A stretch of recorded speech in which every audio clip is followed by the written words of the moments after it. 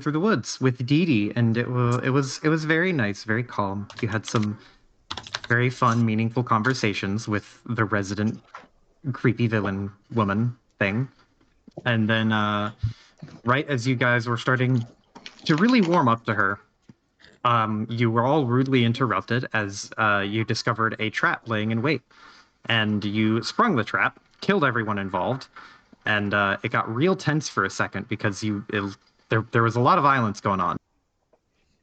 But thankfully, you all coordinated and used teamwork to overcome the random feral people that were out here.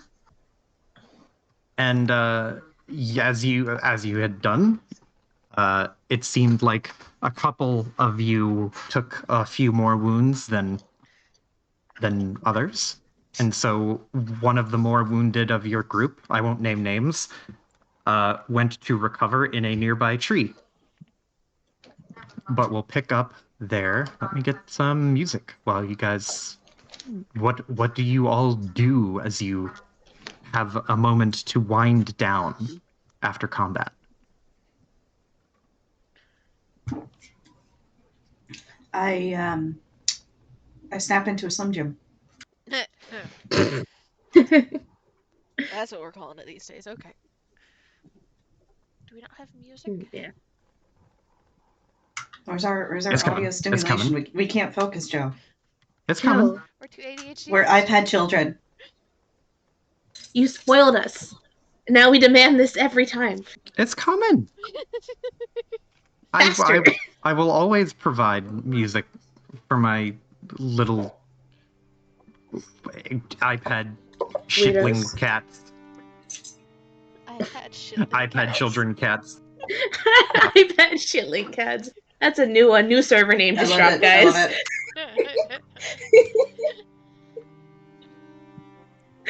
it.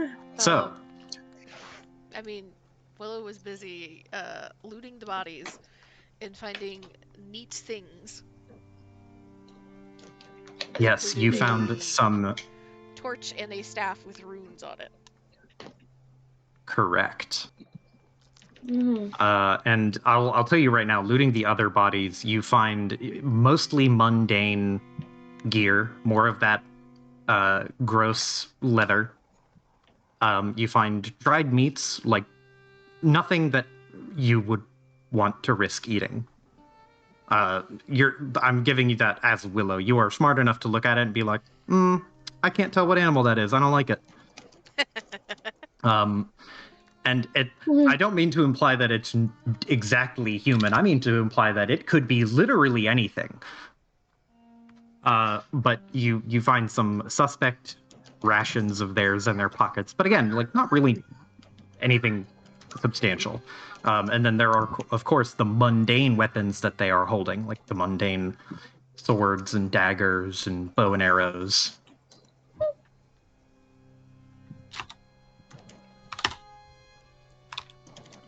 Okay.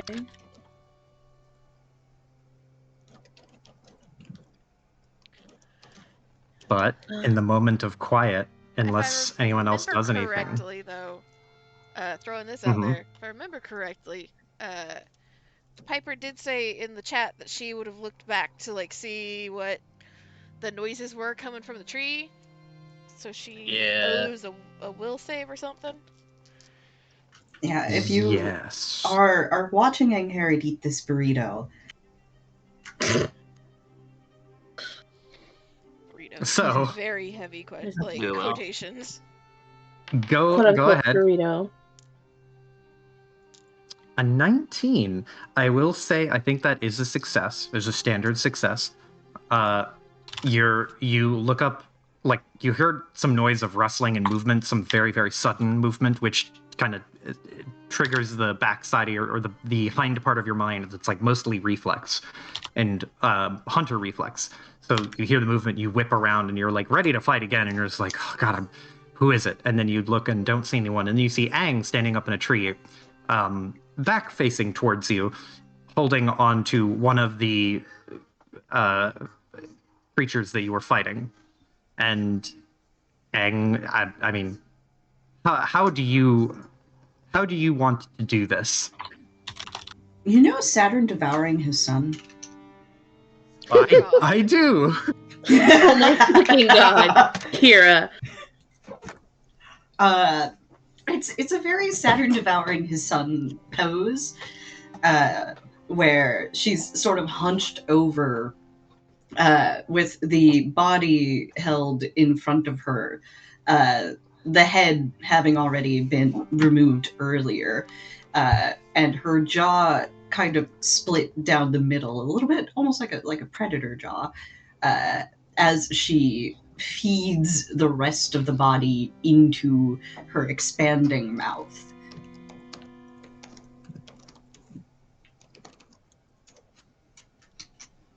Crunch.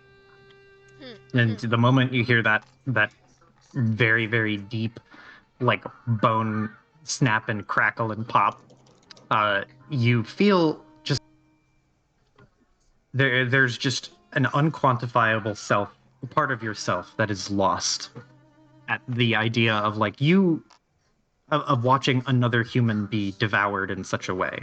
Like, there is a difference between, say, like a wild animal or a lion. Well, this actually is very reminiscent of a wild animal, like a lion eating a human. But it's just off-putting. And even being a hunter, even being as steely as you are, you never really get used to it.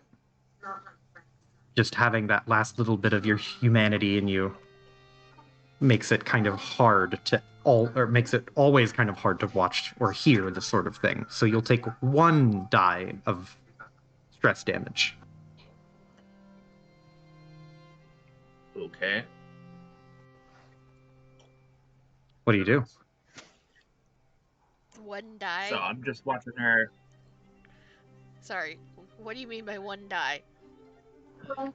Oh, sorry. One single damage. Sorry, a single There you go. point of stress damage.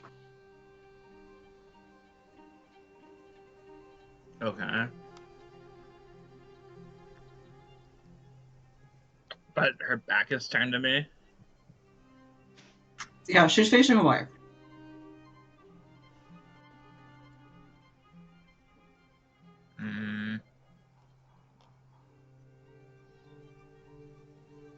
She contemplates on what to do, to be honest.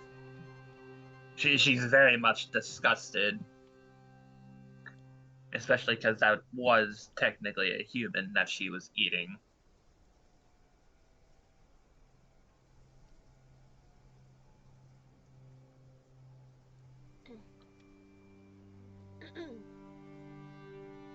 So that's your diet, is it? Is she calling out? Yeah. And Herod hears this, and do you wait until she's finished, or? No, I do not. And Herod turns, her mouth distended and full of meat, just swollen and a little at odds with her features. You see the burning gold of her eyes fixate on you, Electra. And there's a combination of just anger and shame in her as she takes the body and moves further away. She'll move to like this back tree here. I can't move it. I can move Aang. She moves to that back tree.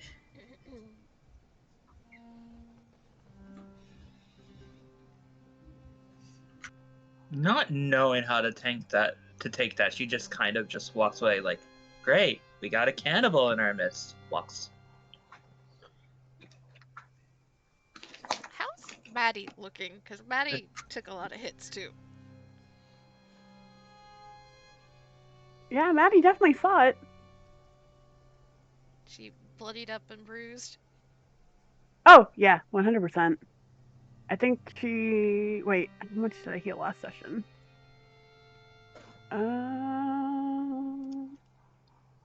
Open. I have 13 HP out of 40. Show off. Willow examining the like her new toys because nobody has taken them from her, thus she has claimed them. Kind of like turns as Electra like moves by. Oh, this kind of like, here's what she's saying, is not processing fully what she is saying, and like looks to Electra, looks past Electra to Maddie, like just peeking around a corner. It's like can't really see any of the others. As she just kind of lifts the torch. I think there's something interesting going on with these things. Don't imagine any of these things we fought were smart enough to make any of this. Maddie turns to Willow. The noises she heard still kind of ringing in her ears and in the back of her mind, but she kind of pushes that away. And she's like, starts pulling at an arrow that's like stuck in her shoulder because I think she's like 3 or 4 in her right now. Do you need help with that? Kind of yanks. I think I left a bit in there. Fuck. Come here. You do this type of things, don't you, Electra? Let's see what I can do. Okay. So to apply first aid, if that is what you are choosing to do, it will take 1 hour to apply first aid, no matter who is doing it to whom. You interrupted me, Joe. Sorry, go ahead. Because I was just gonna have Willow wait long enough for Electra to properly yank the arrows out. And she does know what to do with bloody and bruised. She does have a health potion. That's true. It's like once the arrows are All out, right, Maddie, she will take a hold deep one up. breath. And Maddie, take a breath. Deep breath. On 3, 1, 2, snaps it out. Freaking grunt of like, Yeah, it's been a long while since you've had to deal with arrows. There are creatures and other humans who have attacked you, and you have been hit by an arrow before. It's been very, very long, though, since you've had to pry an arrow out, because you're, usually fighting more wild creatures. teeth, fangs, or fangs, teeth and claws. fangs. Yeah. Things that don't often bury themselves into your skin or your bones. I hate these things. Willow will snatch one of the arrows from Electra before she can drop it. Because, hey, she got blood drawn from Maddie and she didn't have to draw the blood. And we'll just... Hey, I didn't say you could have that. Do you want this? And she holds up a little potion. Shakes it. I think a trade is more than amicable, yeah. She has a look of wanting to be stubborn and say no. Come on, drink your juice. And we'll just kind of toss the potion at Maddie. And that's a 1d8. Let me roll. They call me weird. Hey, you get a full 8 health points back. Hey! I'm at half health. I have more if you desperately need them, but I only have so many. No, it's fine. Yeah. So you feel not less fatigued just from the fight, but you definitely feel a lot less pockets of pain all over your body. Kickstarting the regen. Precisely. Willow, as you are helping Maddie, out of the corner of your eye, Well, actually, Willow, Electra, and Maddie, you're all kind of bunched together while Paige is helping Pierre. While you're all bunched together, you can see from across the way there, behind some of the rocks, Dee Dee has found herself something. And if no one stops her or calls out to her, she will vanish into the underbrush, giggling to herself. Okay, she's not bothering any of us right now. That sounds like a good thing. Aren't we like supposed to keep an eye on her? We could hear where she is, so I think that's close enough unless you want to watch her eat. There. Maddie will kind of raise her voice and be like, keep in hearing range.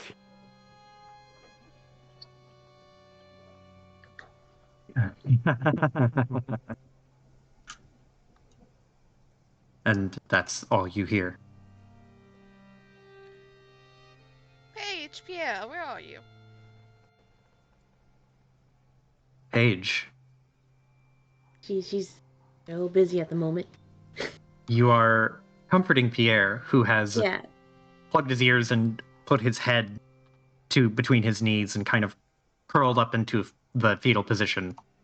Yeah. So I imagine she like used her handkerchiefs. By the way, I hope you don't mind. I plan on renaming that spell. Yes, yeah, Okay. 100%. Yeah, Okay, it's a handkerchief cool. spell. Yeah. And she like pulled herself over the edge to see. You said he's like head in between his knees. Yeah, he is Aw. fallen onto his, like, he's laying on his legs, like kind of in a sitting up position. And he bent at the waist and put his head against his knees. Oh, she would clamber over. I'm assuming because she also saw Dee Dee that like she could put two and two together. Or no. You could, since you saw Dee Dee, yeah, you could probably gather that maybe you saw only part of the traumatizing stuff that Dee Dee had done. Mm-hmm. But it's very, very much, you could definitely assume that he saw something Dee Dee did and was super freaked out by it.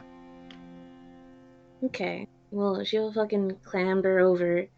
It's very not graceful because she's prioritized on just movement to get to him rather than worrying about like getting dirt on her dress and shit like that. But she'll make her way over and I guess like just softly calling his name as she gets closer to let him know that it's her approaching.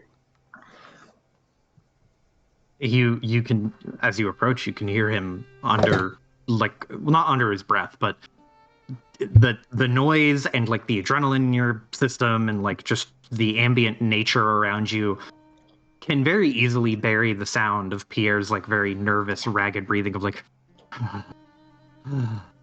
and he's just panting, trying to take deep breath and failing. Yeah. Just move closer.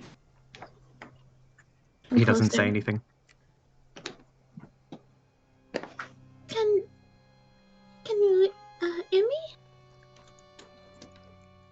Very slightly, you hear from, or not hear, but you can see like he has his hands against his ears. You can see his head nod. Oh, okay. Can I hold your hand? He keeps the palm of his hand firmly pressed against his ear, so he's covering his ear, but he'll extend like 2 or 3 fingers. And then if you take his fingers, he will like curl them around your hand. She uses both hands to like very softly cup the fingers in between them. Because I imagine his hands are fucking huge compared to hers. They're definitely quite big. Yeah, not like gigantic, Mm-hmm. Yeah. But Well, by just, there's comparison. a difference. But she'll probably take a second to just like hold. And she is going to start talking. I think she's going to default to French here. As she speaks to him. Pierre, do you remember that song? You can tell he hears you. But all you can really gather is that he kind of shakes his head. It's hard to tell if he's nodding or shaking his head because he is shivering, partially from the cold and partially from he did get hit with an arrow. He has a wound in his right shoulder. The arrow has been snapped. It's not snapped all the way at the base. But it's broken. So only like probably like a third of an arrow is embedded in his shoulder. Okay, well, one thing at a time. It doesn't look deadly, right? No. Okay. It certainly looks like it hurts, but it's not deadly. Mm. But you can't really tell if he said yes or no to your question. Okay. She'll just keep trudging forward with this. It's like... kind of squeezes his fingers a little bit in, like, comfort gesture. I remember. I think it goes like this. And she is going to start very softly singing a little song. The voice is very, very soft and very, like, light. And she's going to cast Soothe. Okay, what does Soothe do? Grace targets mind. Boosting its mental defenses and healing its wounds. Regains a d10 plus 4 HP, and a +2 bonus to saves against mental effects. Yeah. Yeah, remember? Yes, I do. Yeah. She's going to cast this, and remember that song I showed you a couple days ago? It's that one, but just very slower and softer. Because I imagine that Paige is a soprano / mezzo-soprano. So her voice is very soft as she sings. And just like hold hand, sing song, lean closer, you know. All the comfort of like, I'm here. It's okay. Focus on me. You know? Mm-hmm. If you actually sing it, I'll give you a hero point. Okay. Dude, singing is cringe. You don't have to. You don't have to. It's not cringe. But You say that. I sang my stupid goblin song yesterday that's true. It's big okay. money. in You goblin voice. You have too much fun with the fucking goblin voices. You have. That doesn't mean I too don't much get fun shy. It's true. But my offer stands. If you want to sing it, I'll give you a hero point. If you Okay. don't, totally fine. I mean, I can if everyone's okay with that. You don't have to sing the whole song. Just I don't remember the whole song. I remember a couple of words very badly because I learned this when I was like 10, and I haven't sang it since. But I imagine it's very, very light and soft and airy. And I only remember the one line. But okay, fuck, how's it go again? Okay. Alright. No laughing at me. No clipping this on Twitch either. I will cry. You're on standby, Yeah, Iris.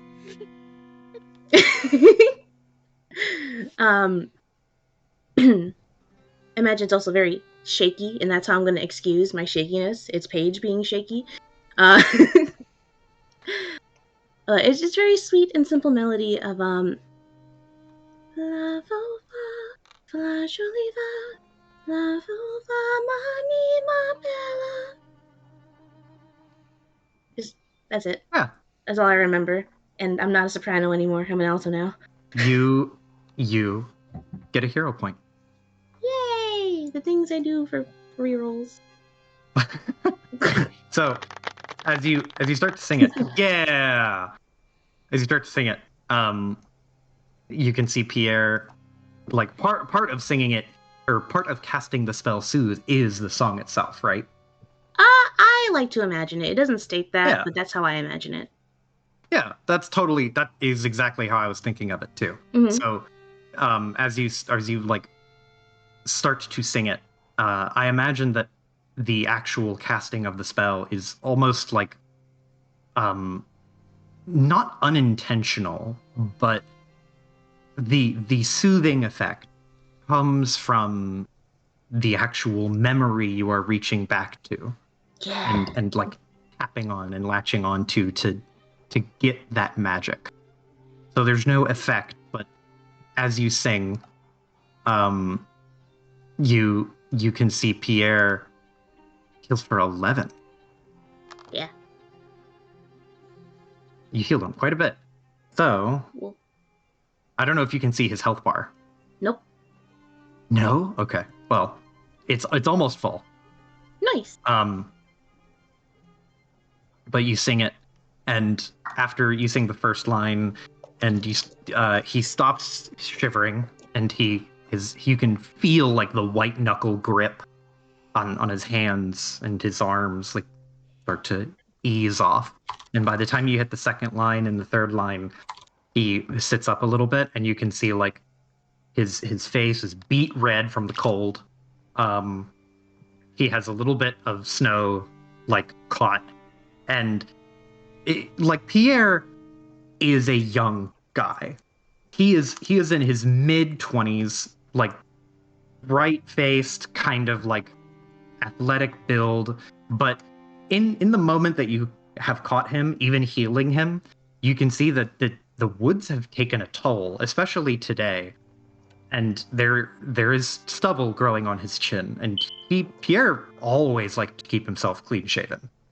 Stubble is not something he enjoys, but there is stubble that has started to eke its way out on his mouth and around his lips and his chin, and some of the snow has gotten caught in it. A little bit of snot and tears from either a mix of fear or pain. And he sings along, and he seems a lot more like his normal self, at least emotionally. But he sings the last few lines of the song with you, and he kind of leans back on his heels so that he's sitting upright now, not like prostrate with his head to the floor. And very slowly, timidly, he will turn his head to where Dee Dee was. And he sees that Dee Dee is gone, and then looks over to you and just goes, and he's speaking in French too, and says, "Where did she go? Is she still here?" I think she's somewhere in the woods. Probably. I'm not really concerned with her at the moment, though. He nods and then looks nervously over his shoulder. And he'll start to stand up. And you can see, like, as he starts to stand up, he'll, like, wince in his shoulder. And you can see that point of the arrow is still sticking out. And he's like, "I didn't notice that I got shot. Does that look bad?" DM, does it look bad? If you want to actually medically assess, roll a medicine check. Oh boy. Just Oh, okay. Scars are sexy, and maybe he'll like it. All the girls think they're so cool. That I would let you do that, but it would not be medicine. It would be diplomacy or deception. I got a 18. An 18. Okay, yeah, with an 18, medicine. you're not a like medical doctor or an expert, but there is a magical intuition you have after casting that spell. The wound looks kind of gnarly, but it is purely superficial. Like, hurts a lot, not life-threatening. That is to let you know that it is currently only 1 point of hit point damage, so he is not on the brink of death, but boy, does that 1 hit point hurt. It's like a paper cut. Did the healing, like, push the arrow? It did a little bit. Yeah. It made it less, like, in danger of permanently serious harm. damaging his arm. Yeah. Yeah. He is definitely in a better spot, but you can see that, like, also right now he is probably cold. You can't tell, your fingers are a little bit numb, but like the temperature here is dropping. It is getting close to dark every minute. And he has like probably about a quarter of his shirt soaked in blood, and he's probably sweaty underneath his own clothes. And you're not as sweaty, but there's a little bit of hiking and combat sweat that you have on yourself too. And that is a dangerous mix in the cold winter weather. Yeah. She'll probably, like, take a peek at it, like, tippy toe a little bit. And then she's just like, close your eyes. 1 second. Roll either diplomacy or deception. One of the two. They're both the same modifier. Is there a difference in the flavoring? Because my intention here is she wants him to close his eyes so that she can yank it out. One of them is, Kiara, I need you to trust me. I'm going to do something to help you. And the other one is just like, this won't hurt a bit. Close your eyes. It'll be fine. All right. I'm doing something to help you. I need you to trust me. Okay, so roll diplomacy. It's going to be a 19 plus 8. 27. 27. Okay, with a 27, Pierre looks at you and doesn't miss a beat. He furrows his brow and closes his eyes, and he doesn't know what you're doing, but he's going to take your word that it's probably good that he's doing this. With no hesitation. No, yep. As soon as the eyes are closed. Yoink. So when you grab it and bloop, pull it out, it doesn't offer much resistance, but like you have to do it fast. And with a quick grab and pull, there's a noticeable full body like twitch from him, and it's like you ever see like an early episode of Tom and Jerry where Tom like does the big and then it gets cut off? It's a lot like that. He's quite loud, but he covers his own mouth. And he peeks through one eye and sees you holding the arrowhead. Behind your back. He still sees it for a second. He sees it for a second and then like slowly takes his hand off his mouth and puts it over the wound. Wait, can I reflavor that? Sure. Can she make it disappear, like, flat of hand? It disappears up your sleeve. Just whoosh, gone. Yep. He still sees it for a second. He nods, kind of smiles, and you can tell that this is a forced smile, gritting his teeth, and he will put a hand over the wound, and you can hear him be like,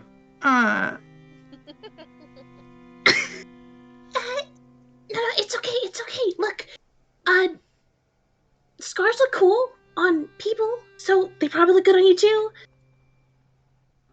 He is biting down on his tongue to keep himself from whining further, but he is alive.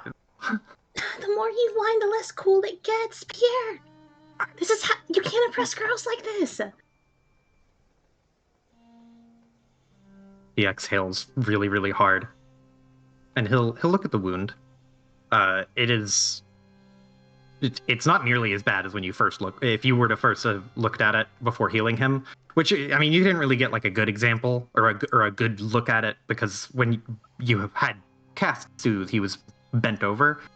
But the amount of blood there is to the size, it's probably shrunk by half.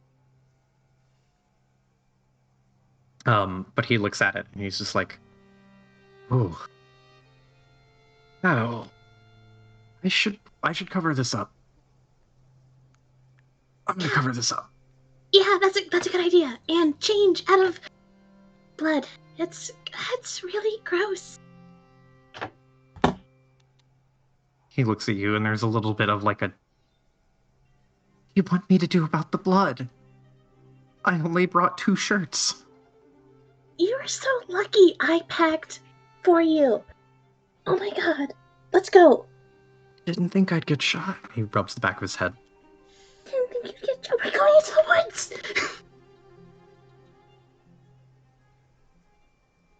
What did you think would happen? Just like the sibling bickering. I'll say you guys can reconvene. Start walking down, yeah. Mm-hmm. Just hear French getting closer. Imagine, because like, correct me if I'm wrong, in Willow looting the body, she was able to surmise that there's a camp nearby, potentially? Yes. Judging by the, Oh, here. I got you. Judging by the way that, like, the amount of gear that they would need to have to, like, reasonably set up and set up shop at a natural choke point and just sit here for hours, you're smart enough to know and survival savvy enough to know, like, they must have camped somewhere because they are not carrying any sort of sleeping gear. So they have to have set up shop away, and then they would come out here to like wait in ambush, see if they could catch anything, and then if they do catch anything, they kill it, come back to camp, and go over the spoils.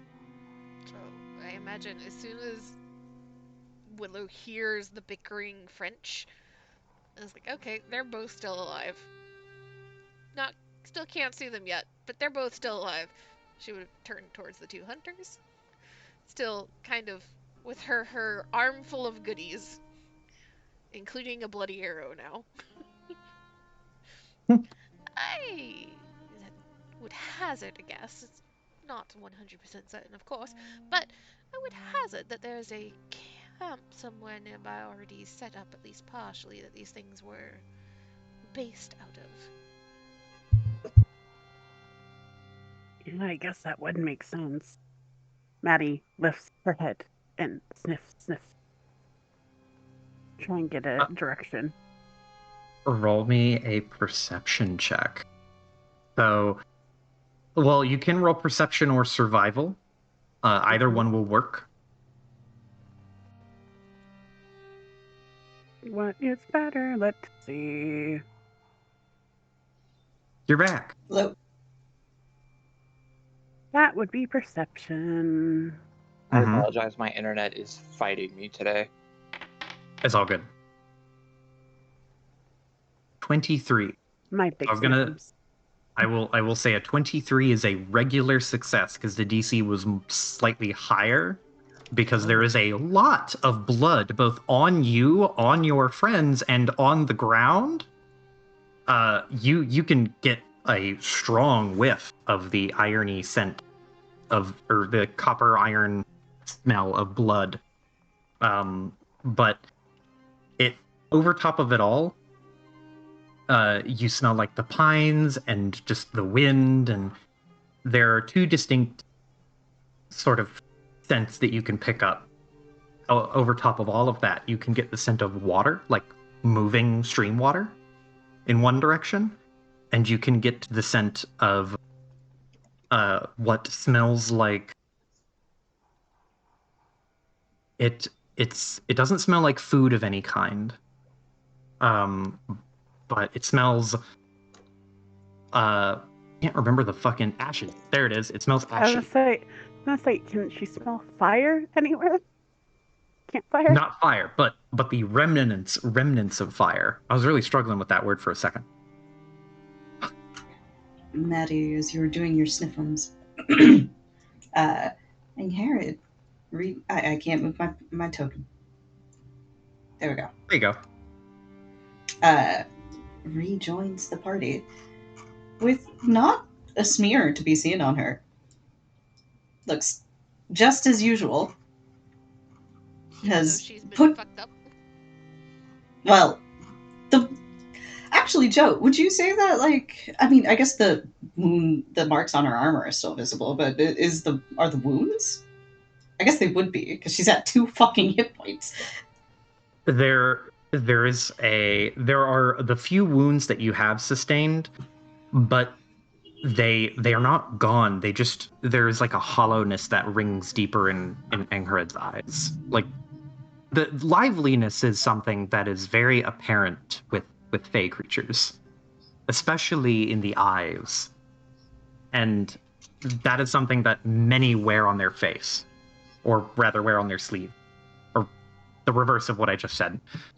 But you can tell like Aang is still very, very bedraggled. But the wounds are for the most part gone or otherwise seeming superficial.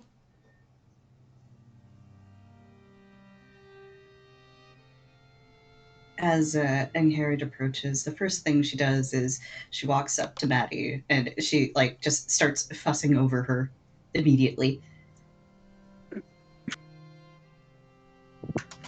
Madigan, art thou well? Yeah, I'm fine. What about you? Took a pretty big hit too, didn't you? Kind of looking around, looking for signs of trauma to the body.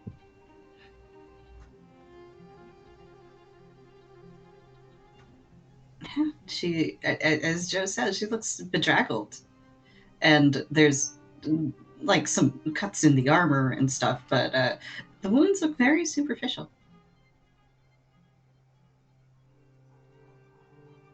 And Maddie, you have like an animal awareness about you, being part weirdling, and there is like I'll let you keep a 23 in this regard too, but like just briefly assessing Angharad, you know how like a dog can tell when their owner is like sad or something, and the dog will go over and just it seems like the dog knows something's wrong even though there's no wound.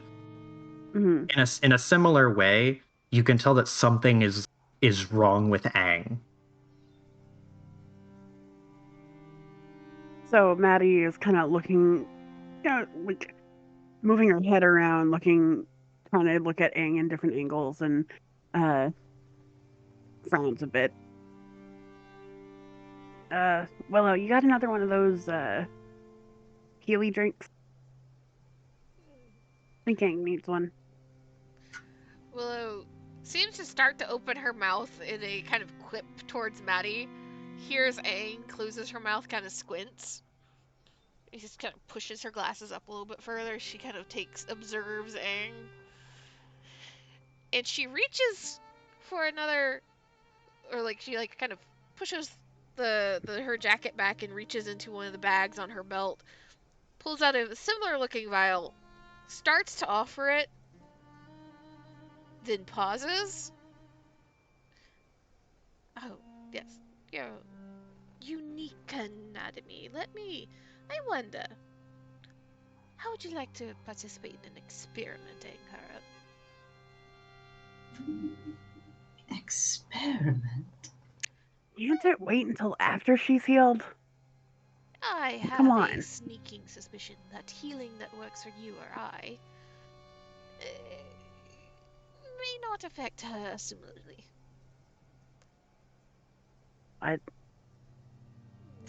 Like, Willow just like waves a hand. She's not gonna explain this to Maddie right now. Looks towards Aang again. Aang looks. Oh god. I have an idea, but it would only be a theory at the moment.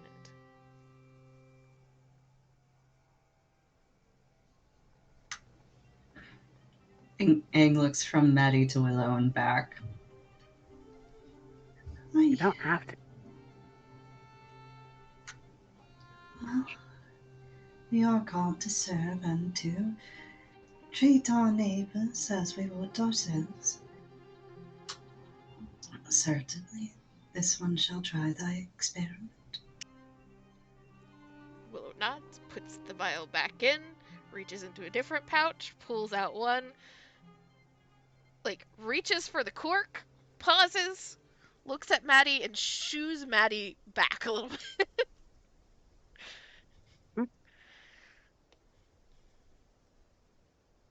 Unless you want to get a concentrated dose of everything that you find foul in your nose. Maddie narrows her eyes, but takes a couple steps back. And Willow nods and uncorks the bottle. And it does have an extremely pungent scent. Takes 5 more steps back. I unfortunately don't know how to make any of this smell appealing, but let's try this. And Herod takes the vial, and for a second she just holds it between her, like her index, her middle, and her thumb, like you would hold something if you were a self-conscious background actor who is acutely aware that people are watching you hold something, and you just can't figure out how to naturally hold this cup.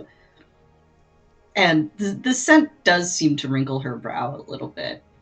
She tilts it slightly, looks into it, and then lets out a soft, forlorn sigh and drinks it. That is 5 healing. That is this good. the negative oil? Yes, this is the oil of unlife. Okay. Ang, drinking this oil, you are just totally in the dark on what to expect with this. And drinking it, there is a sensation you have not felt in many years. It is the sensation of being full. Not full uncomfortable, not full to bursting, not anything negative, but to have a sense of being exactly relieved. Like on a hot day when you drink cold tap water, and it's not anything special, except for the fact it is just what you need. Just the right moment.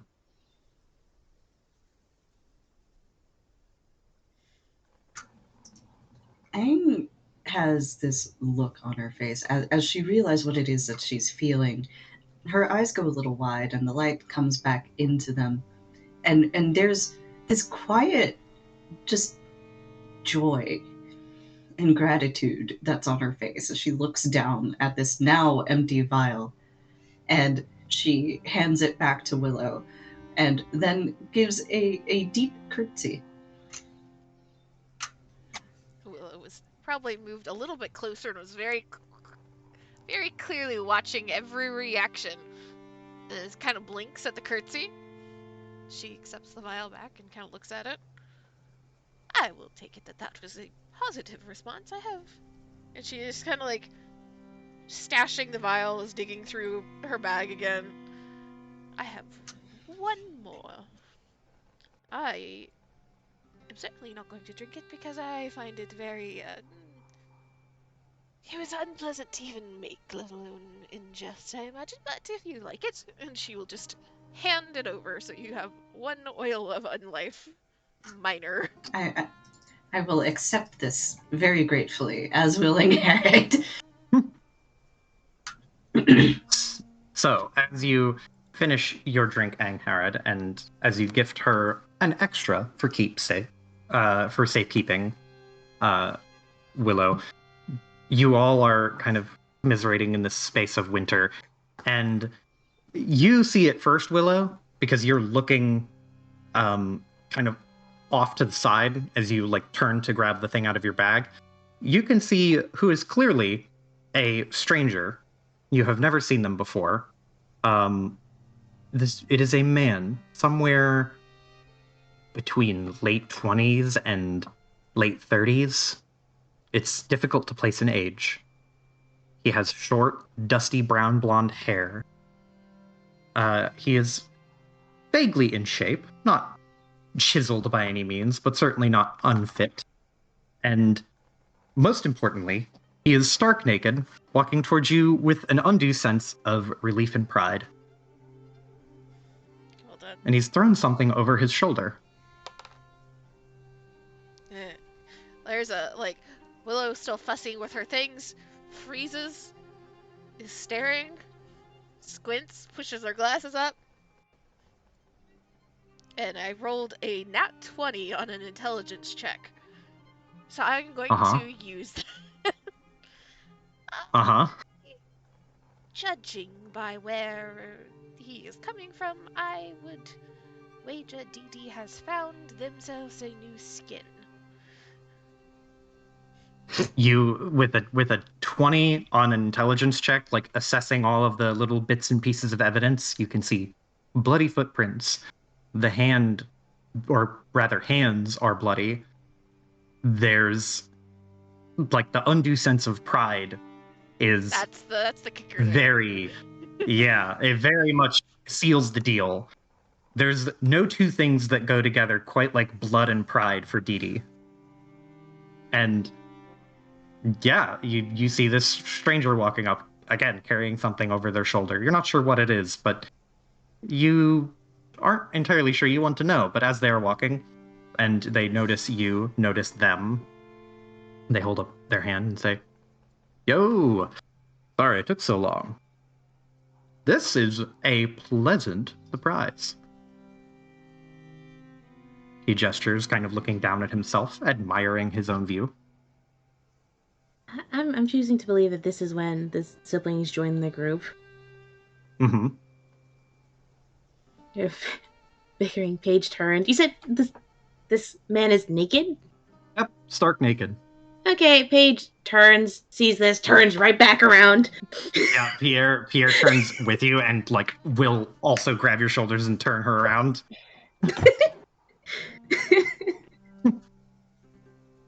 She's like, she's pure confusion. Because she hasn't put two and two together because she's been bickering with Pierre about how the fuck do you only pack 2 shirts? Pierre and Paige just sitting there awkwardly. Then, like, Willow just, like, slowly turning and looking at them, frowning. Oh, come on, you're actually a man, so you should know exactly what that looks like, and you have a boyfriend, don't you? See, and here I am trying to figure out if Garrett has ever seen a dick. Paige just looks up at Willow. He's like, "What are those?" I'm more concerned on why is there someone naked in the... He's going to die! I am It's fairly cold! certain that he is, since he's not reacting to the cold, and he is covered, at least in part, in blood. Are we still calling you Dee, or do you have a new name? Ooh, I could have a new name. I like this one's name. His name is Vander. But I think that's a bit too exotic. I like Dee a lot. I'm used to Dee. So I think I'm just going to go with D for now. 1. And Harry doesn't seem phased or, like, concerned, really. Her only point of, what the hell is that, is as she's beholding a penis for probably the first time in her life.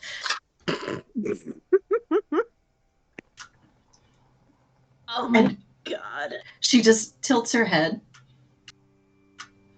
"'Tis a fine shape for thee, kindred."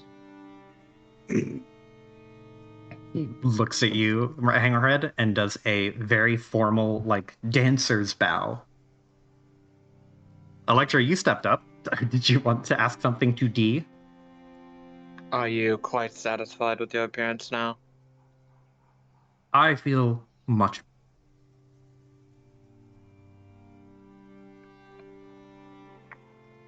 Just, Pierre, do you happen to have a coat or anything? Pierre, like, a box just goes, my coat, I might have a spare. I would have to look.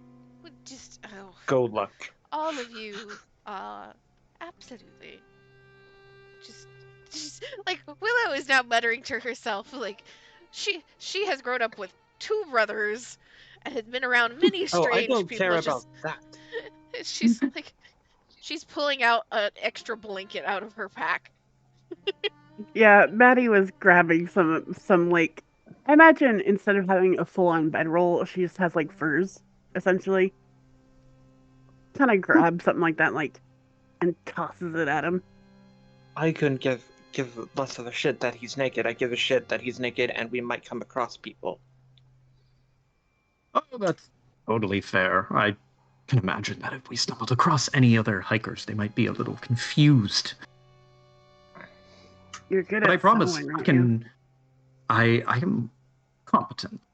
And besides, if you didn't have anything, which it seems like you do, Pierre said, like rummaging through his pack, just like, yeah, seems like I do. Oh, yeah, sure. um, he just kind of gestures to like the other corpses around and just goes, they all have some semblance of fabric on them of some kind. I figure I would just take a little bit here and there, make myself a pair of trousers. It wouldn't be a lot, but it would certainly stop a hiker from misunderstanding too much. Besides, there's I don't know what they're called. And he gestures to you, Maddie. The weird people. Weird things. Snaps his fingers and points directly at you. He just goes, "That's the one." Any other hiker who sees just someone walking around in the woods in the winter, trousers, I would assume it's just weirdly. Even though I don't, just gestures to his own torso. Look much like a weirdling. Be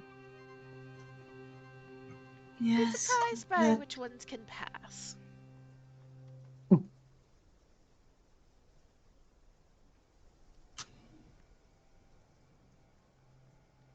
What were you saying? And was just going to say, with a wistful, forlorn sort of energy, yes, that would be the assumption that comes to most. Tell me, D, if you have this one's mind and his memories, you must have knew that there's a camp nearby. I do. I was hoping you wouldn't ask, but I am bound to help you. So I will tell you where the... Why would you want us to not know? Well, the cold doesn't bother me, and the long hike doesn't bother me. I just like to be a bit of a nuisance for fun. But the camp is that way. And he points in a completely meaningless direction, but he points. And any surprises at the camp that we need to be concerned about? Oh, no. This is, he gestures to the corpses behind him and around him, and he just goes, this was everybody.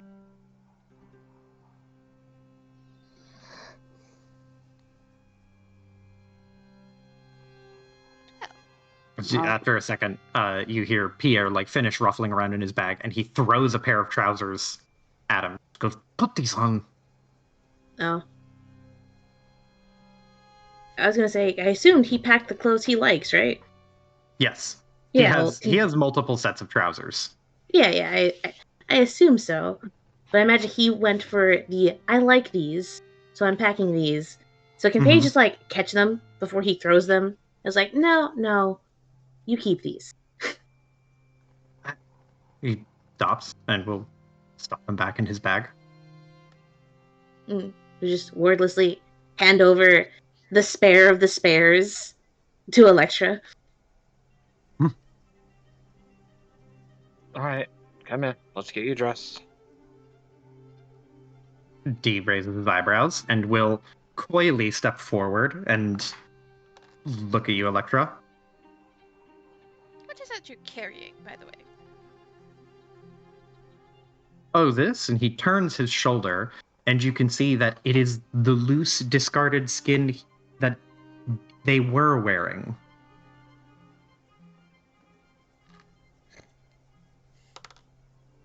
It is a coiled, like... Change. D turns back and like the blood had like the coiled, like discarded, gnarled rope of that skin hangs over their shoulder like when you're holding onto a hoodie by the hood. And he just kind of shrugs for a second, just goes, "Well, I mean, I'm sentimental for it. It's real old and beat up, and that certainly isn't nearly as flattering as when I first got it. But I don't know, it's grown on me. Not literally, of course," and he looks down and gestures to himself again. "But emotionally, you know? So I kind of wanted to keep it around. Maybe I'll stick it in a corner until it is totally used up. Who knows?"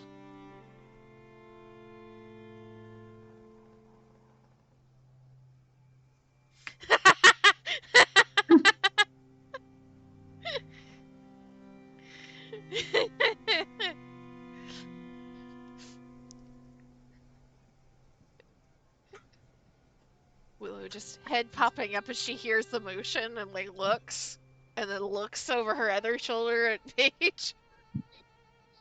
I imagine Paige is like looking in the snow a bit. I feel like she's found a stick. She's just, poking at the snow. I imagine that Angharad. Oh, go on. No, you go ahead. I was just going to say, I imagine that Angharad doesn't look away, but only because it's like, like when a cat sees something new and they're just like, what the fuck is that? That's what's going on here. Like Willow, it's like taking in the French siblings' discomfort. Will catch Aang. I will clarify. It's not discomfort. Paige is just completely disinterested. She's like, okay, I'm gonna go and poke snow with the stick and see what pebbles I can find, I guess. I'd rather do that. Angharad,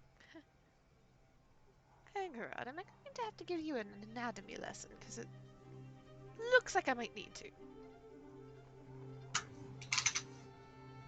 I am not acquainted so well with that. That in the similar like motion, or not similar motion, in a swift motion, D will grab the clothes and swipe them out of Alexa's hands and quickly garb themselves. They don't look warm by any stretch. It's bare short and shirt, but they are garbed, and the clothing fits pretty well. It's a little small, but still not too constricting or unusual on them. But once they are garbed, and right after you say that, Aang, D puts his hands on his hips and just goes, "I could explain it to you, but you're really not missing out."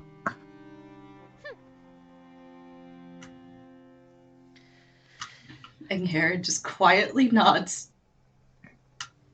I shall take thy word, kindred. Oh, if that's all settled. I, for one, would actually like to take a look at this camp. These people are a little odd. So, just clarifying real quick, like, D person. D singular. Being.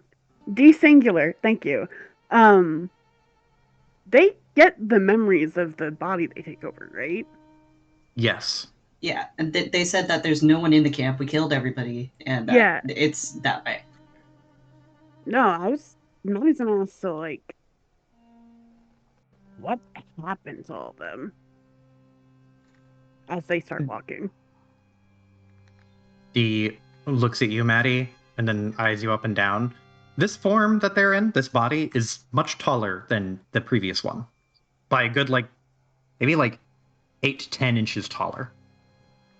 And they just they look at you, kind of regard you, and they furrow their brow. He says, "Weird. I kind of thought you didn't want to talk to me much, and now you're interested. Now that I have immediately useful information."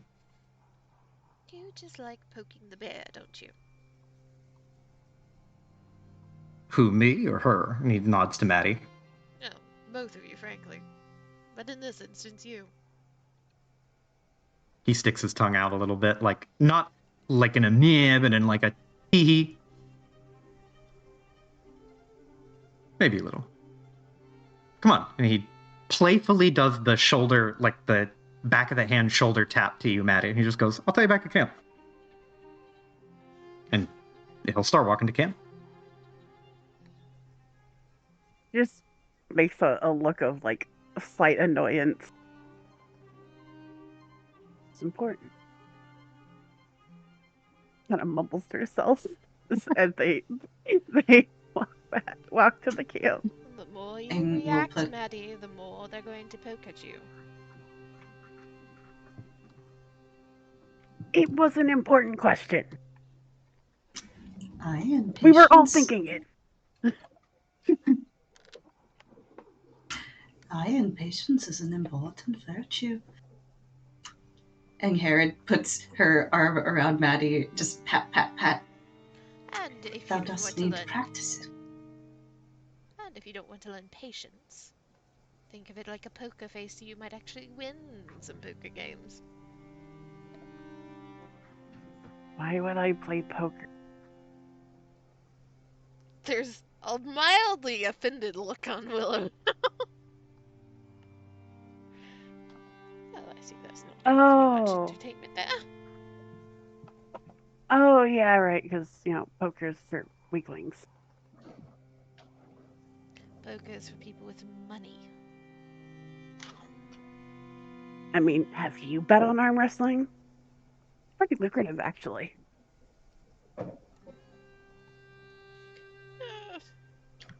I have bet on it once or twice at a tavern, but I've never won a horse off of it. You weren't betting enough. Oh man, if you guys want to share gambling stories, I've got gambling stories. And I don't mean from this guy. I mean from way other different people. People way in the past. Way back when I was at Starwick. Man, those dudes know how to get crazy. Do we know Starwick? I don't remember what the Starwick? names Yes. of the towns are. That's the way Yeah. north. Yeah, Starwick is the other like major city. I don't know if I have the map immediately on hand. I don't think you need to just get that and share that in the Discord somewhere, since we don't use that map very often. There, I'll throw it here. I think it's in the Discord, in the resources somewhere. I just scrolled through it But- and see it. Oh shit. No, you're right. It's super not in here. That's fine. I'm gonna drop another copy of it in here. Shoop. But yes, if you see on the map, Starwick is the other Big city. Oh, It is, yeah, it is size actually probably bigger than Termarkt.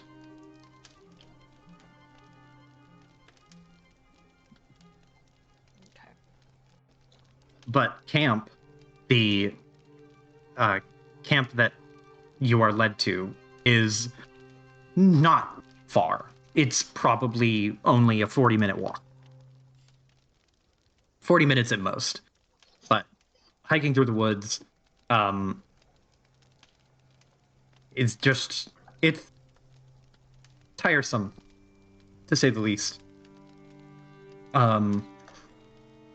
There's just been a lot that has happened today, and the hour gets darker every second. Whoops. I didn't mean to make it the next day. I wanted to make it the next hour.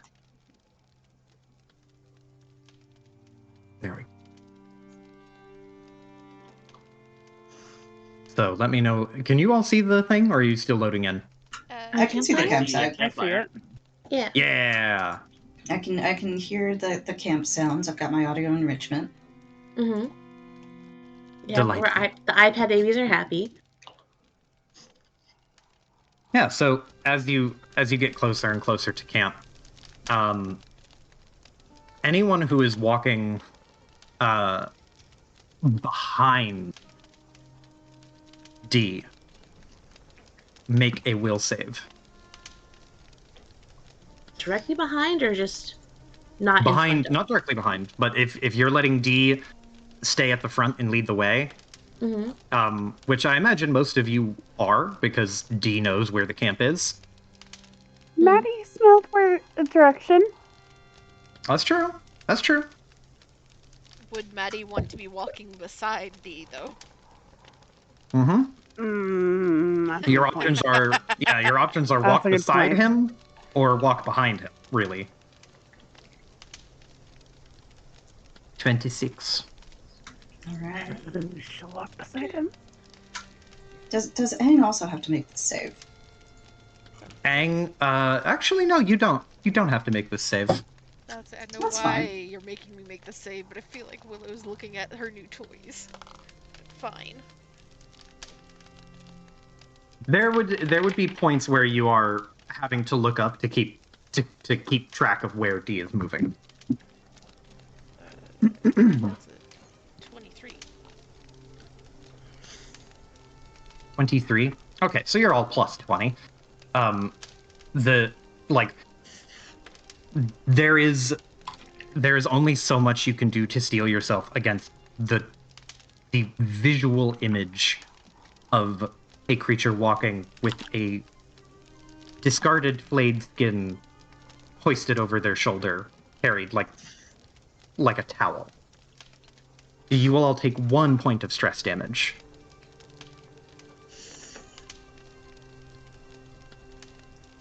But after you get through your walk, however uncomfortable it may be, and Maddie, D will make it uncomfortable.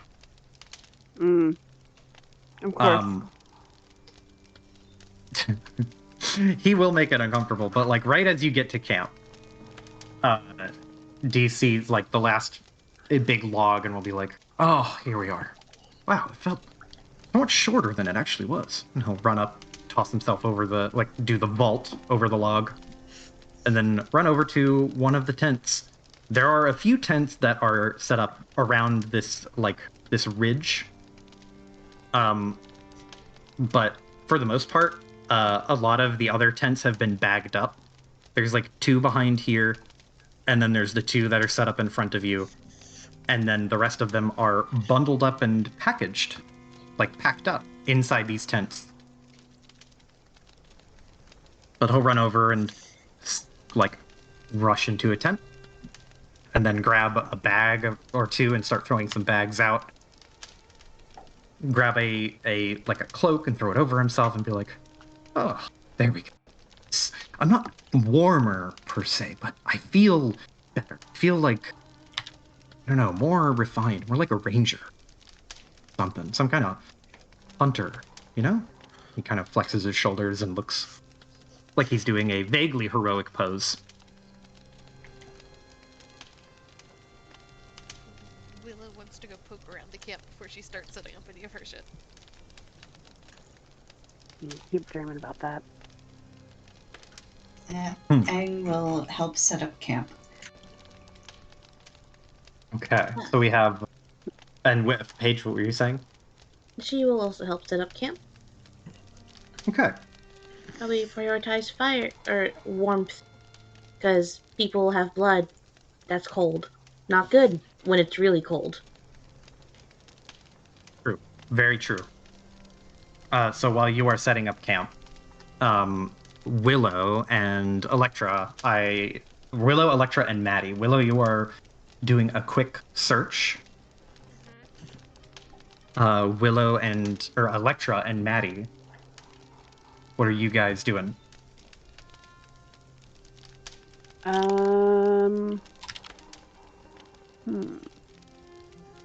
Yeah, I think fire is important. Maddie will help with the firewood collecting. Nice. Make I'll sure go hunt Paige for and food. Paige and Pierre don't get lost or die or something. Okay. So, and Electra, you're going to go off to see if you can find some small game. Yeah. Okay. So, Maddie, you start setting up camp and helping everyone. Willow, go ahead and make me. Well, you're actually not hard pressed for time. So, go ahead. What is your bonus to perception? Perception 7. 7. Okay. So on a 27, because you can take 20 on this, where you just at your leisure you are able to very thoroughly check every nook and cranny of the campsite. Excuse me. Looking through the campsite, you find you find other sets of like cloth and garments that they can use to either repair what they have or change into. You find more mundane weapons like other kind of crude looking swords, daggers, knives. You find what amounts to a rudimentary fletching kit. So, like, it's not something that you would probably find much use out of by virtue of just it being very crude. But finding it kind of takes you a minute, and then you look at it and you're like, oh, this is so that they could make arrows to replace ones that they had fired. You find 4 rations. And other than that, let me see.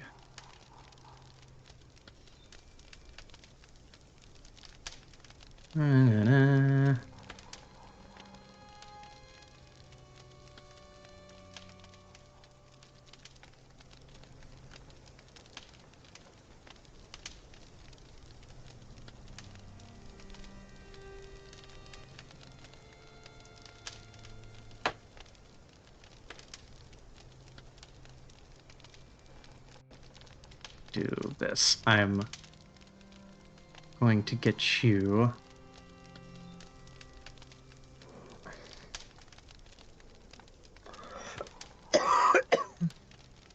Yeah, so you find. Oh, you were saying? I was going to say the while you were looking for things that, like, with the clothing that she finds, she will kind of pick through to find like the most acceptable, cleanest ones she can, and like pass those along to Pierre, and then the other ones she will pass on to D. Okay. Okay. Yeah, and some of the clothing is not like leathery and or hide of any kind. It is like actual just standard cloth or some type of fabric.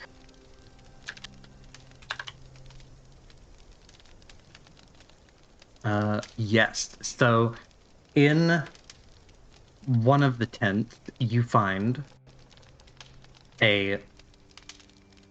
Where did it go?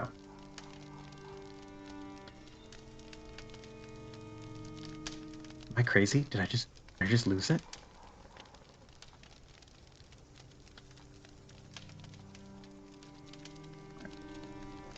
You find a buckler shield. It's not quite exactly like a buckler in appearance. It is kind of rudimentary with like a rusted, kind of beat up, dinged metal like thing on the front. But it is a buckler in terms of function. But you find a buckler shield, you find a wooden shield.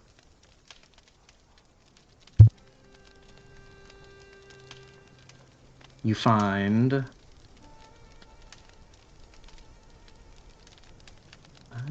some leather armor, padded armor.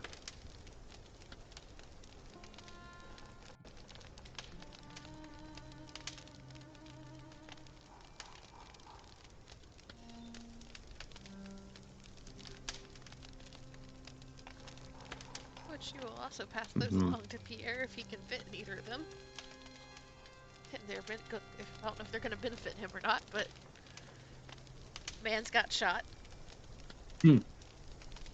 That is totally fair. There is another thing you find.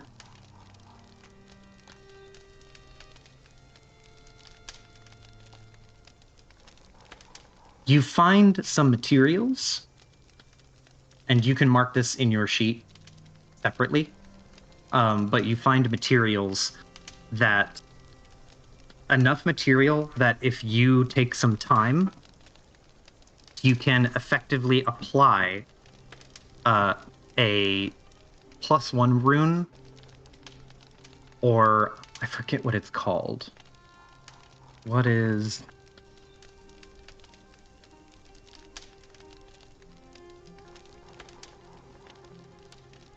Masterwork? runes. Which one is not masterwork? Striking? Is it striking? Increase the weapon damage dice? Yes, you find effectively enough material in there that you can add a +1 potency rune and a striking rune. And? Yes, independently.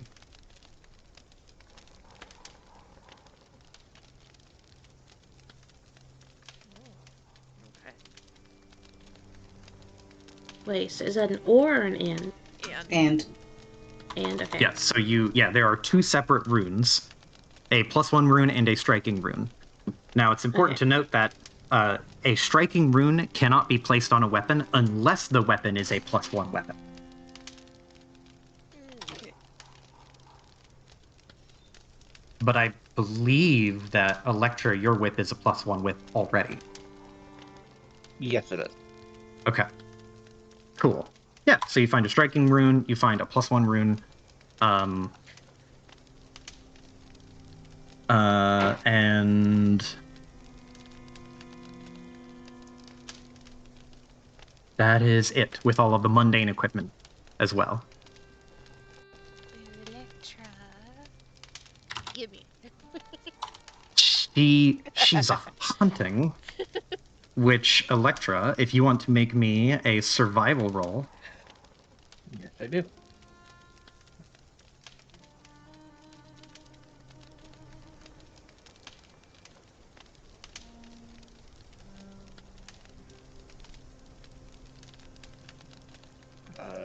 Skills. There it is. Skills. Skill issue.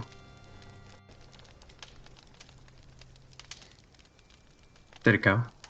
Well, I clicked it.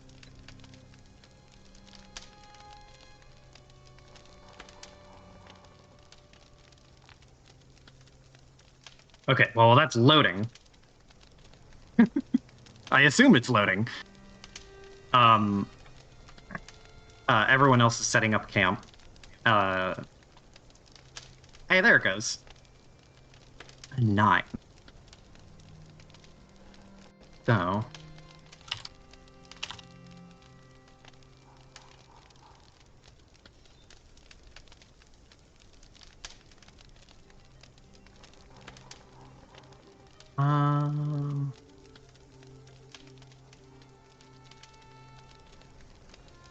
Yes. So unfortunately, you're not able to find any small game. It's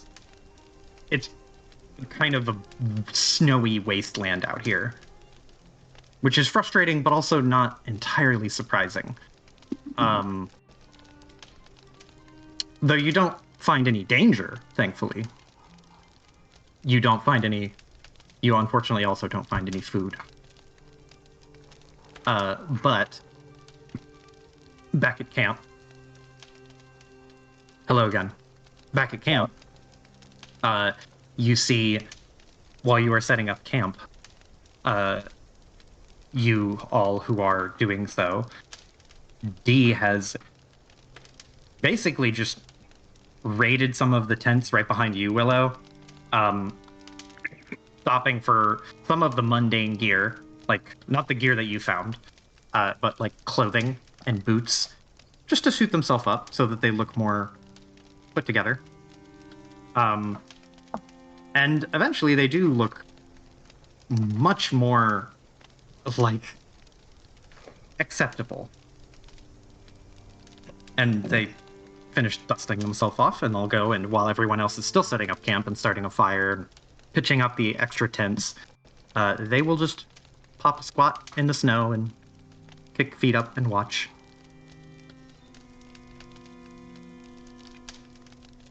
And after a few minutes, almost an hour in total, you finish setting up camp. And you can start to rest for the evening. Joke's on Just you, unwind. buddy. What? Oh. Rest. Not sleep, rest. Oh, Willow's can I? Go ahead, Amy. I was gonna say, while they're like resting and shit, can Paige do first aid on Maddie? Mm-hmm. Yeah. So what Not you want to first- do? Fuck, that's Call of Cthulhu shit. Not. Yes, first aid is an action, though. Oh, it is? Okay, cool. Totally what I yeah. meant. I believe you. I believe you. So to apply first aid, you will be using medicine. Okay. Hero point. Oh, I lied to you. It's not called first aid. It's called treat wounds. Fuck. That's fine. But you have enough time to treat wounds once or twice before it becomes like dark. Okay, because she's missing like half her health, right? Yep. Yeah. And like probably once or twice, probably both actually. It's gonna be I don't think a 12 makes it. 12 will not make it. Would I hurt her? No, you don't hurt her. Well, either way, but can I spend a hero point to reroll that? You can use a hero point to reroll it. Okay. I rolled with my left hand, that's why. Okay. Yeah. Pulls out a silver syringe. Here, let me help you. I rolled. This is my third 19 I've rolled. 19 will restore 2d8. Yeah, it's gonna be a total of 24. 24. That would be 2d8 plus 10. Okay. Wait, hold on. Before I actually, Okay. I'm super wrong. Okay. What is your proficiency in medicine? 5.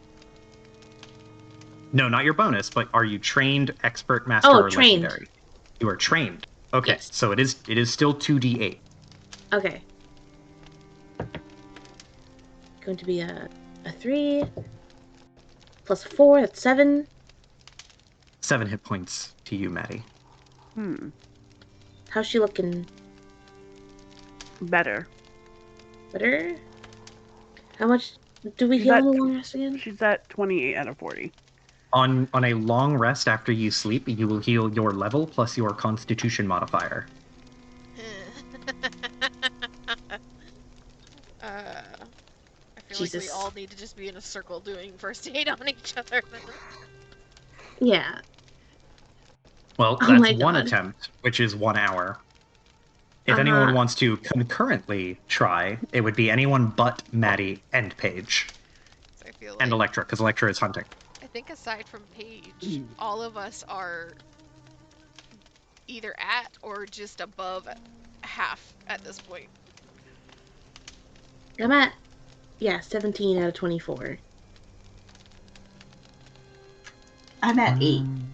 All of it was fucking mental damage. And I'm at 12, so Yeah. We're so fucked. who else would like a page heal? I will say that since Egg is tolerant of Willow, Willow will try to do a little bit of first aid on Egg while Paige is helping Maddie. I feel like Willow would delight in this opportunity, especially once she realizes that Aang's composition is weird. Yep. another reason for her to do that, and as long as Aang doesn't fight her. Oh, She won't. Joe, these guys have healing supplies I do. in their... Oh, is it like, is there more that we could get from the camp? In the camp? In the Yeah. camp? No. Fuck. But That's you a set up camp, you tried dirty- healing once. 20 to healing. A dirty 20 to heal Aang. What is your proficiency in Trained. medicine? Trained. That will heal 2d8 for Aang. Nice. 3, 5, 9, 8. I feel like this is gonna be a ritual. Yep. Mm-hmm. That's pretty normal. That's pretty standard. Yeah, this is the new normal. That's 10 for Aang.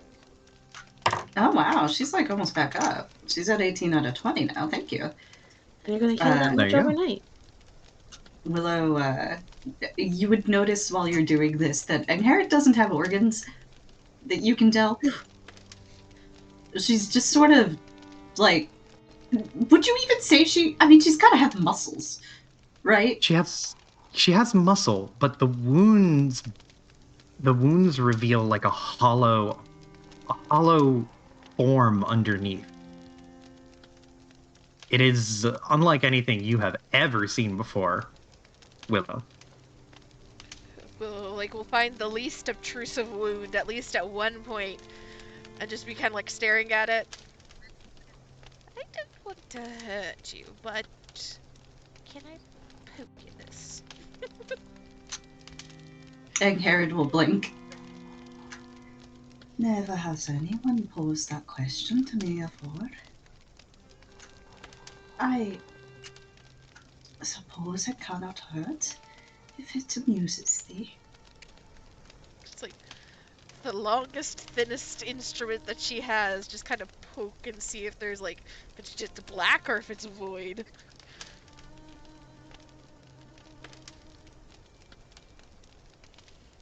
So you can flavor this how you like, Kira, because I had an idea in my head, but I never ran it by you. Oh, no, I want to hear this idea. So Willow, you would put your finger like near the edge of the wound Not finger. Instrument. finger Implement. Implement near the edge of the wound, and you just kind of prod at it for a second, and it is skin, yes, like it is Angharad's skin, but the way that the skin behaves is more like paper. It's like a paper lantern. And when the implement pushes and presses on it, it would almost like fold like paper.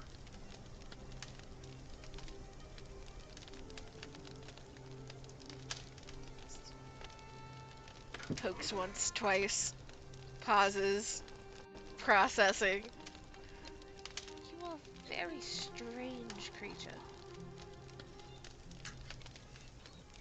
Thou art very strange. Slight smirk. Not quite human.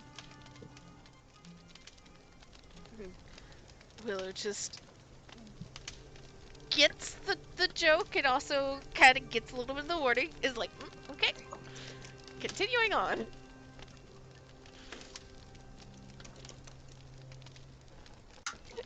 Willow, you only get to have operation time if you keep it below a maximum threshold.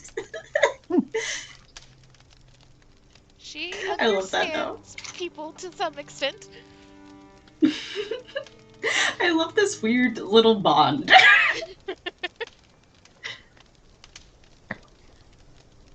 Willow needs healing too because Willow's only going to heal 2 points. I do not have medicine, so I'm very sorry. Alright, who needs my help? Mm-hmm. Sure, after Alright. 2 hours, yeah, you come back ungamed, but you can help with medicine. Willow Alright. has rations Get for over everybody here. if they need them. You know, I could help too if you want. I am technically a doctor. Nope. Ooh. God, Do you want to use a hero point? please, because you're gonna injure me otherwise. Okay. Hey! Holy Hey! shit! That's why we use hero points. Let's go. You are trained and you critically succeeded, so that is 4d8 healing. A critical Do you want to fail roll it or do you deal want me to roll? Up to you. You can roll it. and a critical fail does in fact deal 1d8 points of damage. Yeah, please don't injure me Jesus. already. Again. I don't have a whole lot, man. That's a... That'll get me back up to full. Thank you, Electra. Battle Alright, medicine. take care of yourself. Battle medicine is not something you are unaccustomed to.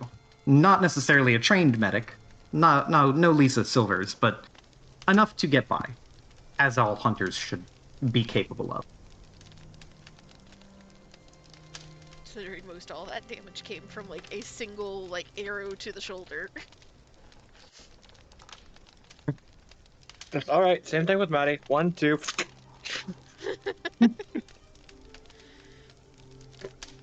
Okay, that is another hour. You guys have about 3 hours left before you need to bed down for the evening. Well, Dang. so that was just that would have been only 2 hours passing by though. There was an Well, hour those to was set up camp. concurrent. Yes. So you guys, I was ruling it as combat started and happened, and you got to camp around from like basically 6 to 6:30 ish. I would say that you fought, got ambushed, fought, and got to the camp, even though it's like kind of a 40-minute walk. And then setting up camp took you to 7, and then the first health attempt was Willow, Ang, and then Maddie, and Paige, which was also while Electra was hunting, because Electra was hunting during camp setup and healing. I follow. Yeah. So that means that's an hour that Paige could have used to help someone. Yeah, so you have another hour, Paige, that you can use to heal someone else. Yeah, because I'm missing 7, but I'm not exactly a frontliner. So, Maddie, you're missing how much again? I am missing 12. Yeah, that takes priority, I think. You can also use your spells. Uh,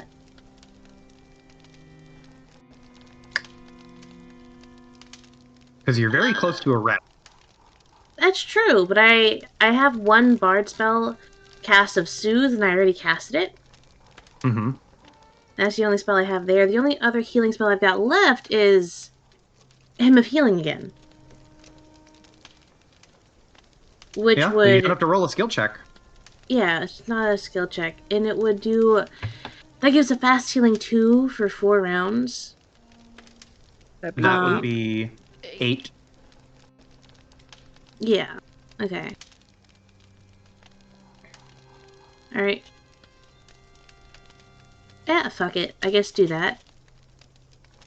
I guess the first time around, Paige was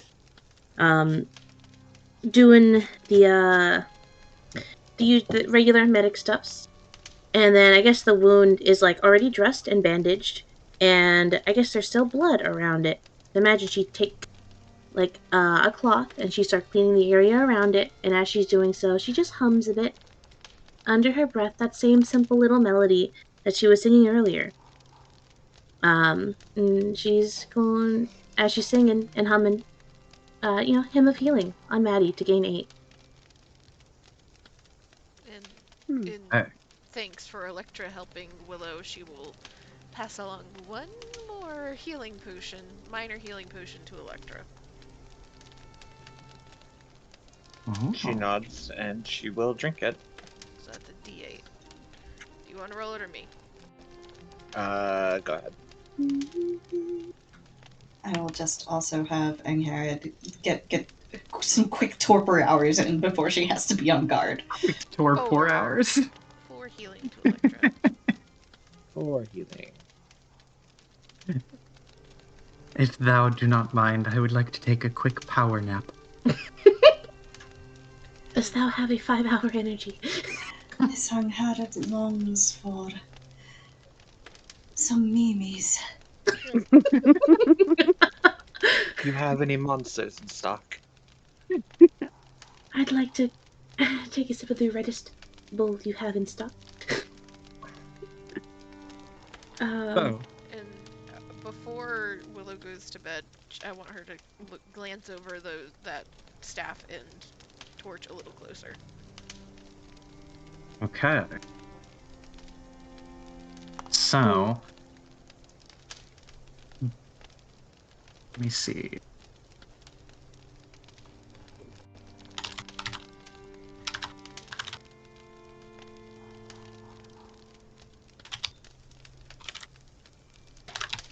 What do you want to try and glean from the staff? Well, she already knows she can't read the runes from the shovel. And they seem similar enough to where she's assumed she's not going to be able to read them. She wants to try and figure out,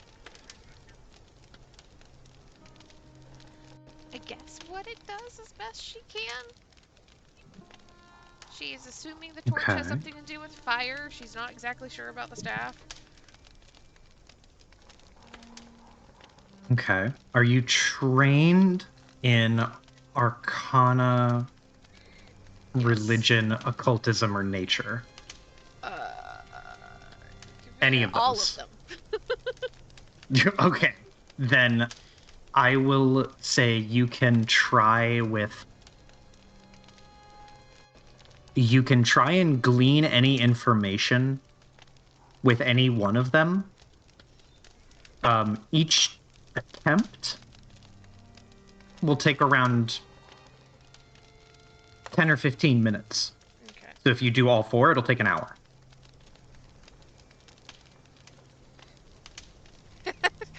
Hang her head's back. She's not hanging upside down. She's back. That's a 21 Arcana? 21 Arcana. Okay. Let me see here. So with... Whoa, not that one. So with the 21 Arcana, examining the item, you are able to... which one are you... You're looking at the staff? Staff first, yeah. Staff first? Okay. So you're looking at the staff and examining the runes. There are some elements of the... There are some runes that you're looking at and are able to discern, like, oh, okay, so this is like a magical phrase. The actual magic here is written almost like code would be written. It's meant to do a specific thing. Activating it is not clear to you, but you're able to glean that it has a very direct, explicit purpose. And like from what you've seen on the shovel, you recognize like, oh, okay, cool. There is a motion or a thing that you can do that will trigger the magic. That will trigger the runes to like activate. But it's different from the shovel. I'll just roll one more time and then pass on so that other people can do shit. That's a 28. 28. Yeah. Also for Arcana? Occultism. Are you trying occultism? Okay. So with occultism, you still examining the staff, you are able to glean like the actual intent behind it is this is like some kind of rallying tool. The staff has some kind of magic on it that it doesn't it is more of a like a loudspeaker or an emboldening tool it doesn't do anything directly offensive. This is like a rallying cry to use the magic to incite power in other people. And just judging by it, and just judging by the runes and the way that they are etched, the thing that it rouses in people is like probably violent in nature. So once Willow figures out what this is a new toy for Paige. I don't know, man. It incites violence. Hey, if violence is +1 on attack, you know what? That's true. That's fair. Paige, you don't do anything in combat. Here, hold this stick. Hold the rage rod. Hold the rage rod for our barbarian that is in wolf form.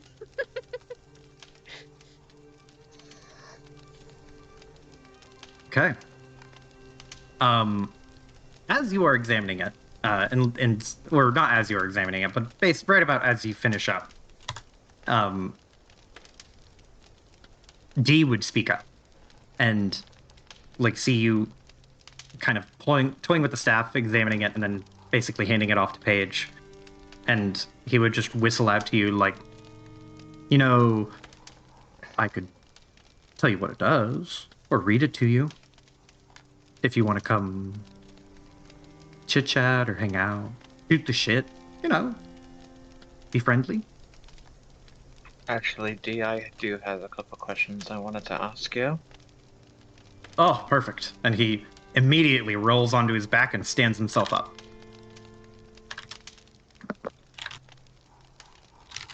I was wondering if you knew anything about curses. Ooh. Interesting choice of conversation matter. Well, and he looks over, like kind of just glancing around the camp.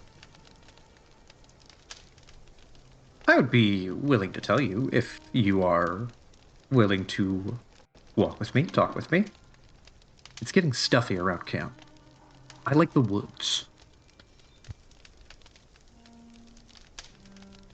We're going out for a walk. We'll be back soon. He looks over to you, Willow, and will wink and finger guns you. He did not forget. He will offer that he offered to translate the staff. But you and Dee go for a walk. So you kind of meander about in the woods for a time. What? How long do you wait before you break the silence? Or do you wait for him to break the silence first? I'll wait for him to do it first. It seems like he wants to have pace of this, which is fine.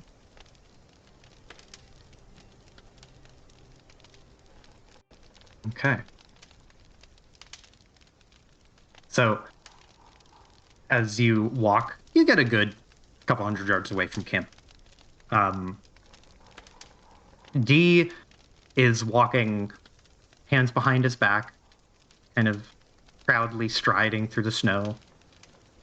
His footsteps, and you can tell this, Electra, his footsteps are very quiet, if not unnoticeable. Almost unnoticeable, if not for the boots. After about probably a good, like, maybe 2 or 3 minutes, he'll break the silence and say, "Curses? Huh? Interesting. What do I know about curses? I know quite a bit. I've never laid curses on people. I'm not that kind of guy. I don't prefer indirect methods of interaction. More hands-on. But I know.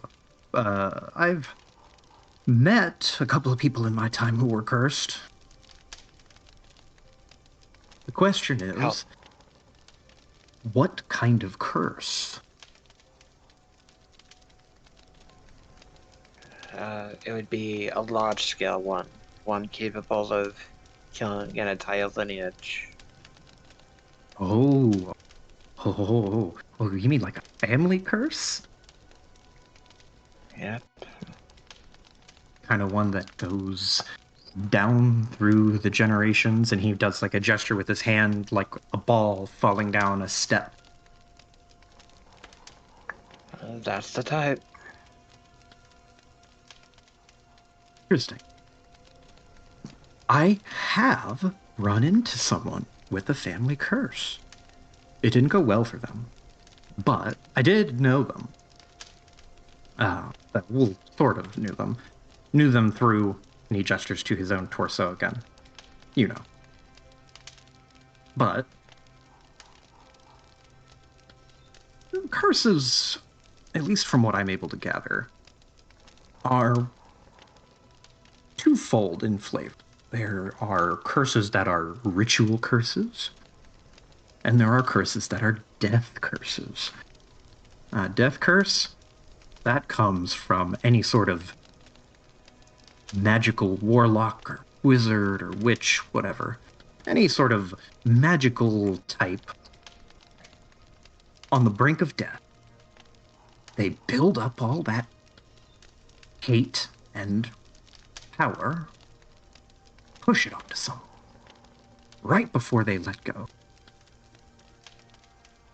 That's a death curse. Now, a ritual curse, there's a lot more of those, and they are a lot wider in scope. A ritual, I mean, hey, rituals can be as simple as like a voodoo doll with needles in the back, or it could be more involved.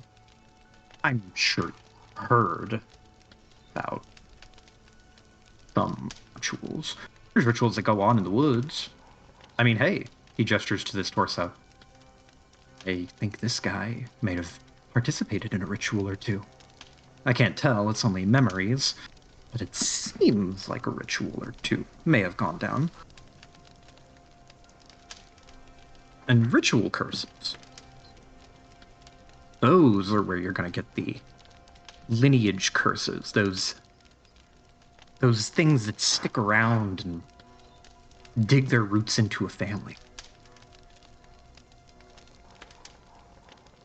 Now, I don't know anyone who's ever lived from one, but I know that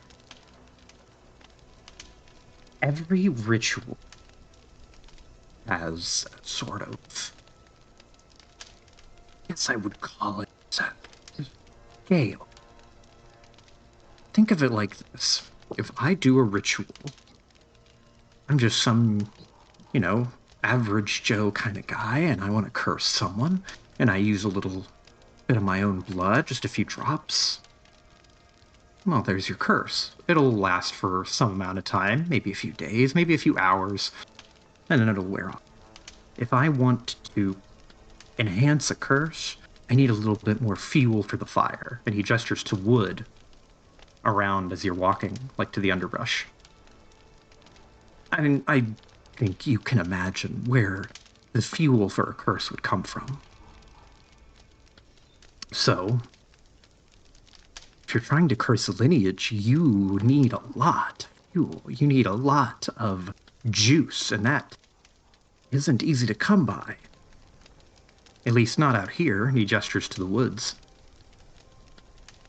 People who do the big curses, or at least the more ambitious type of curse, they're going to be where there's a lot of fuel.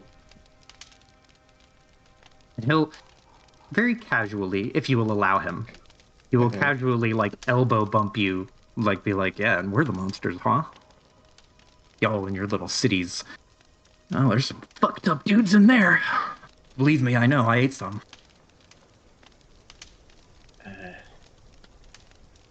I can't deny that some of us are just as bad, but We also don't go around eating people.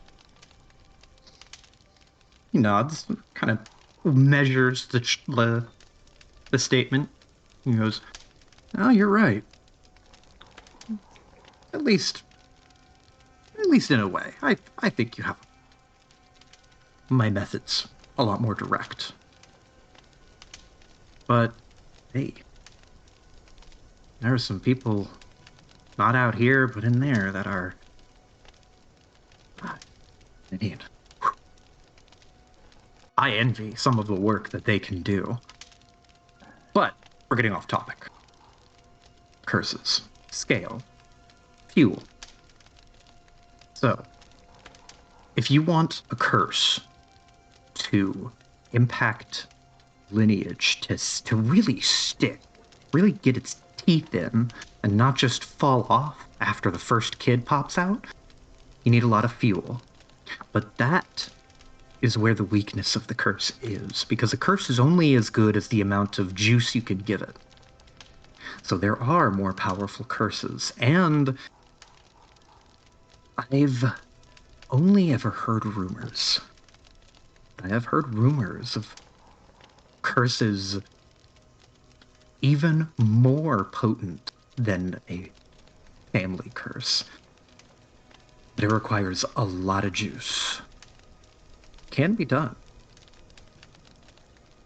Juice being hatred in this case, or negative emotions. Something like that. But the easiest kind of juice you could come by would be good old-fashioned, and he takes his thumb and holds out his wrist, and he jabs his thumb into his wrist and twists and makes a very sizable quarter-inch sized hole and pulls his thumb out, and it just gushes with blood. He's like, juice being the good old-fashioned red stuff. We're talking blood. Blood money, currency. That is what really gets the magic flowing. And yes, negative emotion does work. But it's a lot easier to get a lot of negative emotion all at once in the same way that you would get a lot more blood. I mean, hey, you could torture a guy for a day or two, or you could just kill him. I'll leave the methods up to you. But the rumor goes something like, get a powerful enough curse, layer it on top of another one, it will just consume that. You will have to bear another burden, but hey, you could get rid of the family curse and deal with give yourself something a little bit more manageable. So I can override it with something else. Exactly. There's one other idea, and this is conjecture, mind you. Conjecture that I picked up from, oh, I don't know if you'd believe me if I told you. Believe me, I have quite an open mind. Well, a long time ago, I may or may not have crossed paths with a man of the cloth. And he knew a lot about curses and magic. I wouldn't have guessed, but I was pleasantly surprised. And he had it in his head that there was a way you could move a curse. I'll give you $1 if you guess why he wanted to know. To get rid of one himself? Got in one. See, this guy, I don't know where he came from, but when I had crossed paths with him, and my memory's a bit fuzzy at this point, but when I had crossed paths with him, what really stuck out is I could feel that curse. I could kind of taste it. It left like a sour tinge in the back of my mouth, if you catch my meaning. Nod. Really, it did fade away. That's what really is strange about it, is I think because he died, the curse let go. The bearer of the curse, I mean, they're no longer alive, so, well, the contract was fulfilled in a way. And I can imagine for a family lineage, the easiest thing to do would be to not have any kids, and make sure that your siblings don't have kids. But might be a little bit difficult if you have a lot of siblings. Could you overload the curse by having more children than it could keep up with? Oh, I'm afraid I can't tell you for sure. But if a curse is anything like me, I imagine it is. I don't think you could starve out curse like that or overload it. It would just have more to sustain it. It's like a parasite, really. As long as there's something for it to latch onto, it'll be there, rest assured. That's worth a try. Oh, sure. And I mean, hey, I'm not a wizard. I've never been a wizard or a warlock or a witch. I know where you might find one. Kind of a moody dude, but, well, one or two people in my past have crossed paths with him, and he seemed amenable to work with them on matters most arcane. He might be able to give you some better tips. If he's still where I remember him to be. I haven't gone to check. Alright, who is this man? Oh, his name is Dark. Like, now. And he gestures to the darkened area around you, just the darkness of the woods. Dark is... well, he's a very strange individual, being that he's a wizard. I don't think he's human anymore, but I think he was once. If I remember him correctly. He looks a little strange. He's all stretched out and misshapen, kind of gangly looking. And he lives in a tower past a mountain range. He holds up a finger and kind of looks like he's gauging the wind or the direction. Somewhere northwest.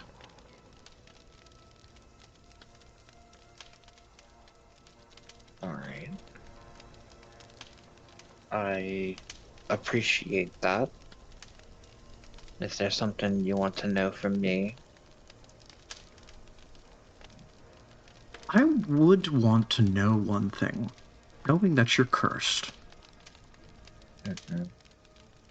And cursed with a fairly potent curse at that, of one that'll follow your kids and your kids' kids and your siblings. How far would you go to get rid of it? It's all me and my entire family can think about. We're all hunting. So I think there's not much we wouldn't do. Because if we failed, well, everybody else goes too. Nods, understanding. I can understand that. I can sympathize. So, what if, hypothetically, you were supposed to kill other people and not beasts? What if the curse wants you to kill humans? Would you do it? If that's what it took.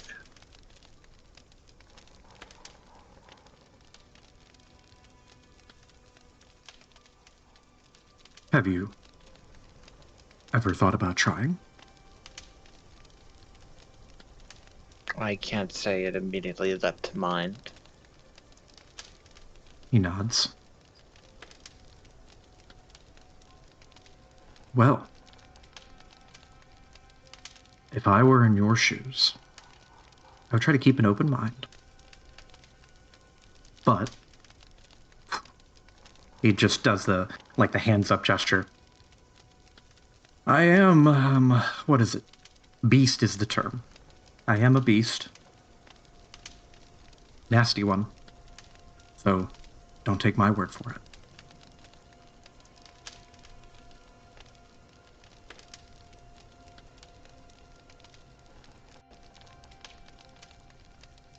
I will give that some thought. He looks at you and gives you an appraising look. Just kind of nods firmly. Well, I hope I was able to help you in some way. From a business perspective. And I wish you the best of luck on your endeavor to alleviate your curse. May we never cross paths after our arrangement has finished.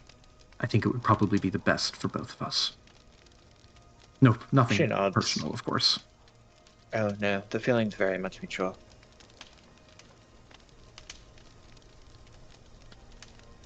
You briefly met my father, I believe you said, right? Oh, yes, I did. Unfortunate circumstances. He and I didn't get along well, but, well, many years ago, in a troop of some, maybe 5, I think. It was 5 before I took one of them.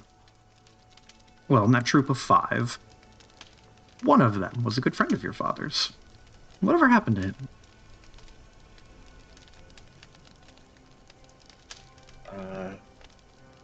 I don't know. Oh, my father? Yeah. My father passed on. Ah. He was the first of the curse. You know, that's funny. Because a curse, like all magic, is... You don't see it. You don't really feel it until it's upon you. And I've always wondered if I was driven around by a curse like that. Maybe I didn't even have a choice in the matter. Maybe the curse pulled me to your father. I didn't even have a say in it. It's a interesting prospect, isn't it? Fate and destiny. I hate the words. Trust me. Fate and destiny and... Oh, inevitability, it's all just... It's all a nuisance to me. I just want to live my life, enjoy my meals, have my freedom. I don't particularly care be used in some intricate familial curses, machinations of torture or suffering or death. No offense. Oh, it's alright. It's not like I asked for this curse either.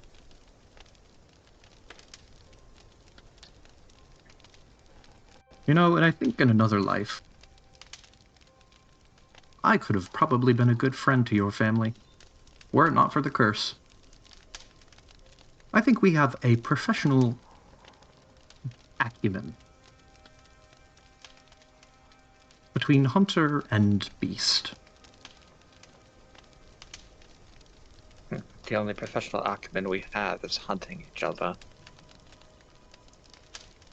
He nods, just kind of conceding the point, like, oh yeah. But in that same regard, we're both good at what we do.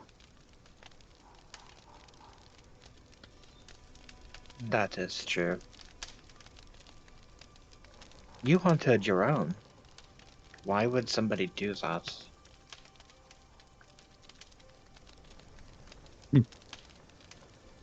Well, I guess not all fae and aints and beasts and creatures of the wood are aligned in that way. I hunt whom I please. In the same way that, guess, one human army and another human army go to war. I just do what works best for me in the moment. I am a creature of simple pleasures and needs. I want to be free, and he holds up a thumb. And I want to eat well, and he holds up a finger. And I want to... Well, you get the point.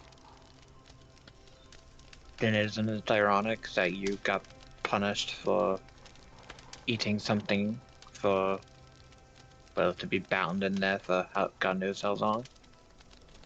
Oh, 21 years, 35 days, and 6 hours. Yes, I do think it is a just painfully sour irony. Who is it that locked you up? I was just about to ask. Do you happen to know where... I think you would know her as the legendary hunter Hawk. Do you happen to know where she's at? I believe she moved on ahead of us. I don't know exactly where we are to meet her.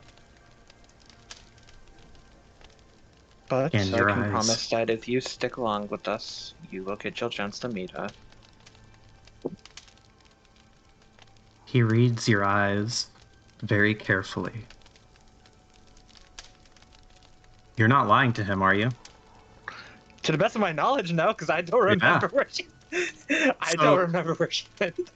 Yeah. So as a reminder, I don't think you're lying. As a reminder, you were Hawk was going around from Termark up to Daggerhaven up to Deepfield. So looking on the map, Hawk is taking the long trodden path around, and you guys are cutting through the woods.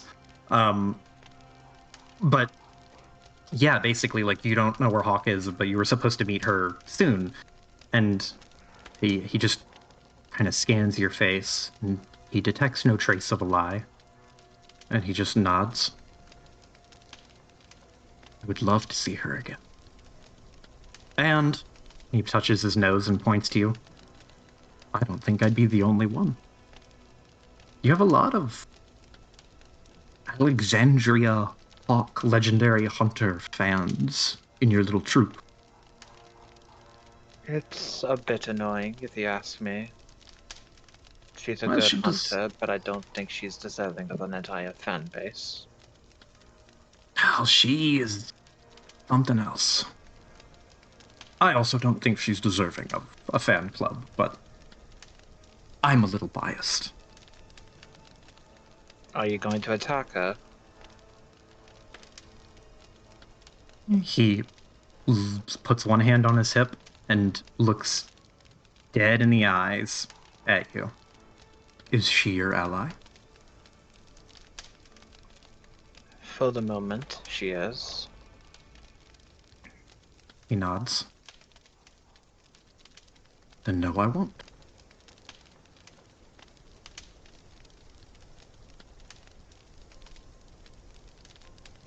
He leans back a little bit. And it's at this point you notice that you are both of a similar height.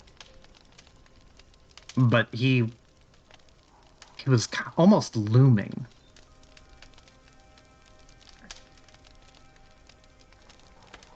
Well, when we get back to camp, I'll see if I can find a map somewhere in the belongings of one of the people there, or maybe in one of your all's belongings, and I'll mark where I remember Dark's tower being.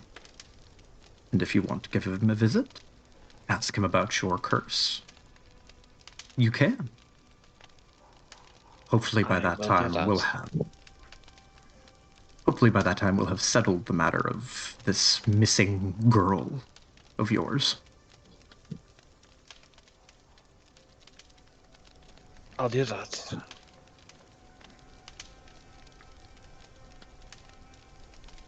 You know, there is one thing that I do respect Hawk for.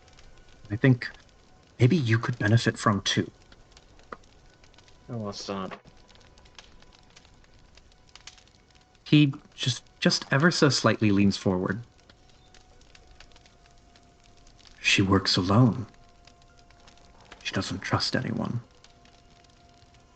And he looks left and right, like he's checking to see if anyone's listening. And he looks back to you and says, I work alone too. Better not to have dead weight dragging you down. But that's just me.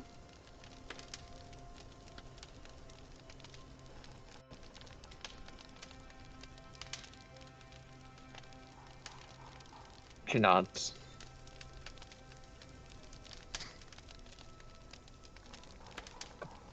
Alright. That should be enough fresh air for now. He nods and about face turns towards the camp. You're a smart woman, Electra. Don't let your better judgment go to waste. Never have. Probably never will. He smiles.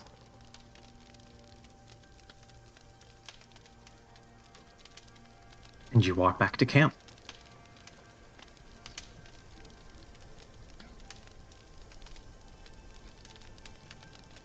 And I will take a screenshot of this map here. You should be able to see it if you open the map because there is a little tower. But Dark's tower is there on the far left. Okay. Oh, we're not that far away. Well, you guys are still south of Deep Field. Okay, so we are a bit away. Yeah, you're a good bit away, but you can. It's not far from Starwing.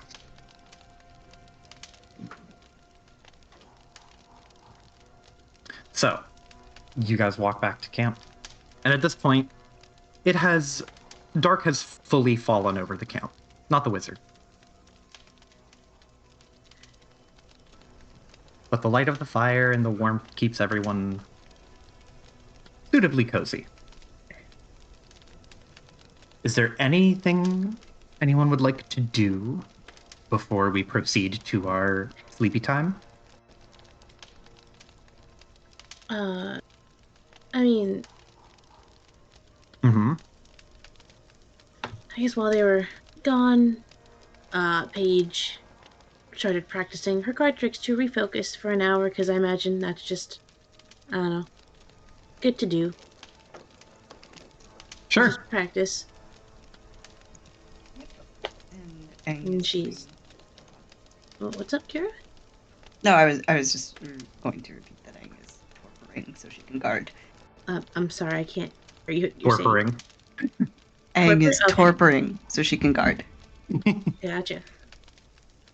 Yeah, I don't know. After they leave, Paige, happily humming, as she counts her cards, shuffles them, flips them, practices to make them disappear and reappear. Okay. So, I need to use the bathroom. If anyone wants to do anything else, think about it now. Give me like 2 minutes.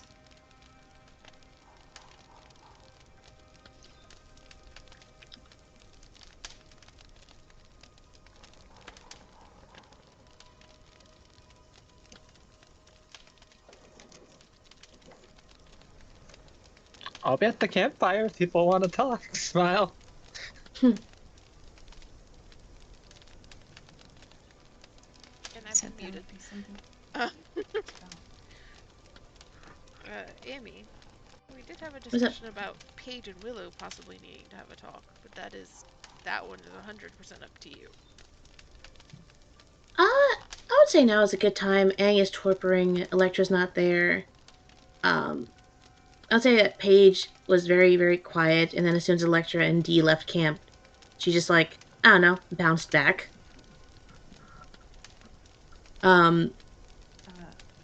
This was more energetic looking.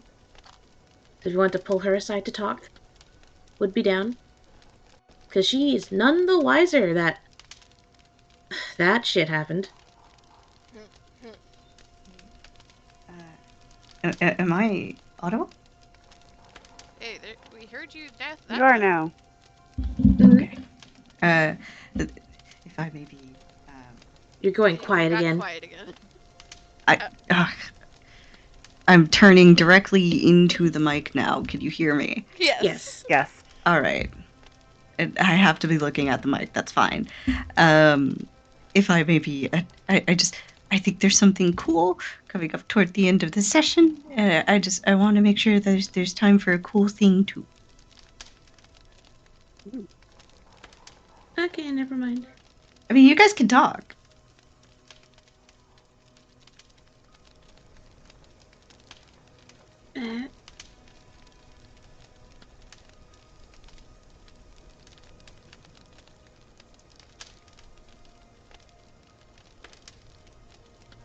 So, I'm looking at the time. So it's probably 10:15. There's time for both. I mean, considering that Joe decided to take his piss break at Oh. 10:15. Yes. Listen, I drank a lot of water and a lot of coffee and a lot of stuff today. Okay, I needed to piss, but Willow and Paige, you wanted to have a little fireside chat. I mean, there's no time for it. That's fine. But if there is, it would be nice. Okay, well, you tell me, because I will make time for players, but I want a definitive answer.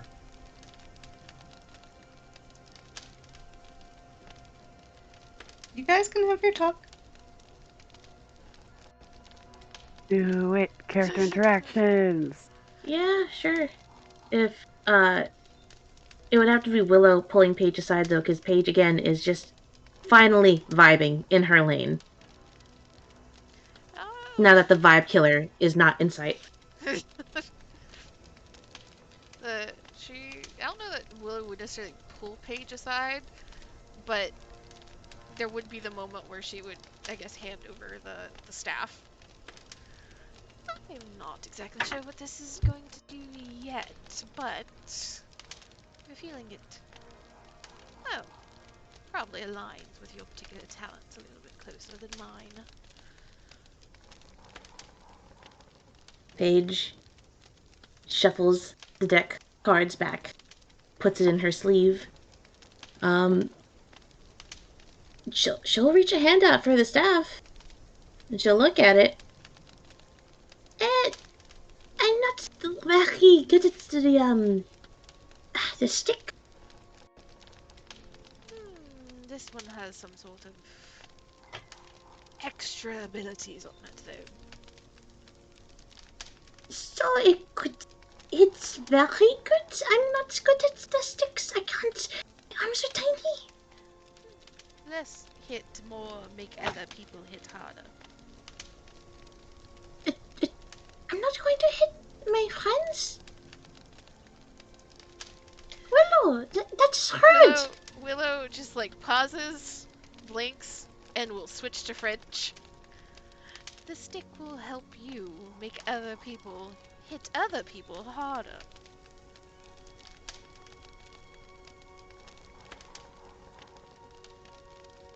Paige. Perfect French. Yeah. Switches. Because Willow did speak to her in French earlier, so it's not too shook. It's like, recalibrating, rebooting brain, just for a second. He's like, I still don't think reprimanding them is a good idea, or is very nice to do. Willow just stares really long and hard at her for a moment. Stares back, because... When did I ever say reprimand? Looks to the stick, looks at Willow. What else am I going to do with the stick other than hit them?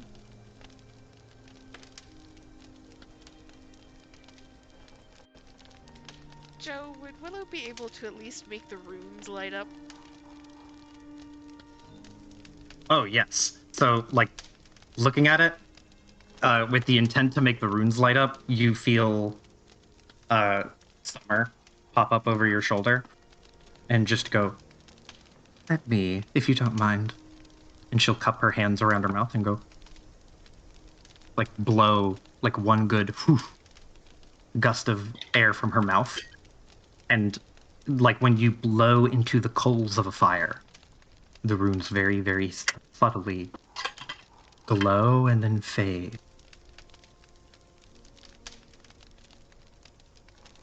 Just Willow motions to that. Paige looks at it, and her eyes kind of get a little bit more, I don't know, serious. It's not the same jovial one from before, where she was, like, exasperated at Willow saying to hit her friends. She looks, and she turns. Is Willow, like, sitting next to her? I don't think she would have sat down as of yet. Mm-hmm. But she is standing beside her. Paige is going to stand up, staff in her hands. She's going to... Because she has a cane that she already has. She's going to lean on that and hold the staff up in her hands in the other hand. It's like, we are going on a walk. I want to find some more sticks to put a big pile of sticks. Okay, bye. Come on, Willow. Willow just kind of like watches her walk a few steps by and kind of blinks and tilts her head in the direction that Summer tends to pop up. Oh, you just get all of the walkies, don't you? Just follow behind Paige.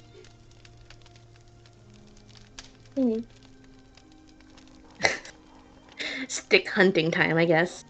But she'll hold the stick, and she's gonna just get out of earshot enough that, like, she feels more comfortable.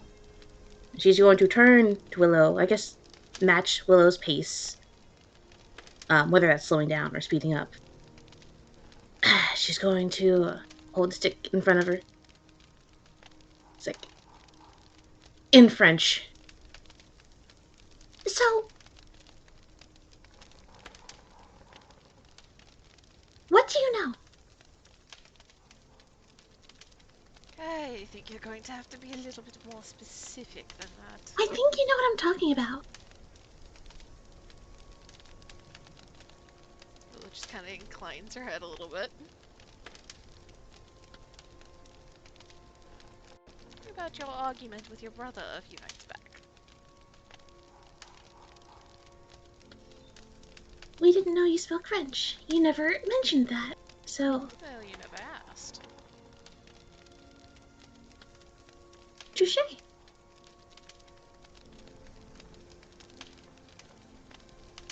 She holds the staff, and she switches it to the other hand. She's going to tilt her head towards Willow again.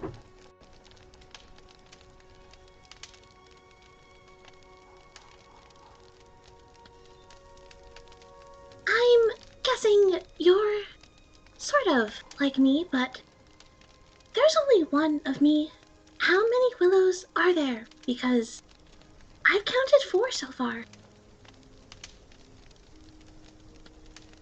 Willow, in your head, you hear, "Oh, she's good." There is a genuine surprise on Willow's face for a moment. She kind of blinks. Do you see them too? No, but I saw them previously.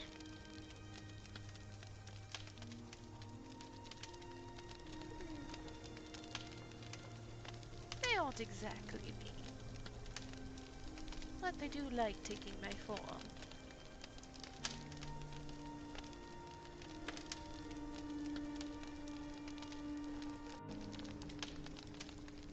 So, what are they? If they're not you, who are they? Well, if you can figure that out, I might just pay you more than you can imagine.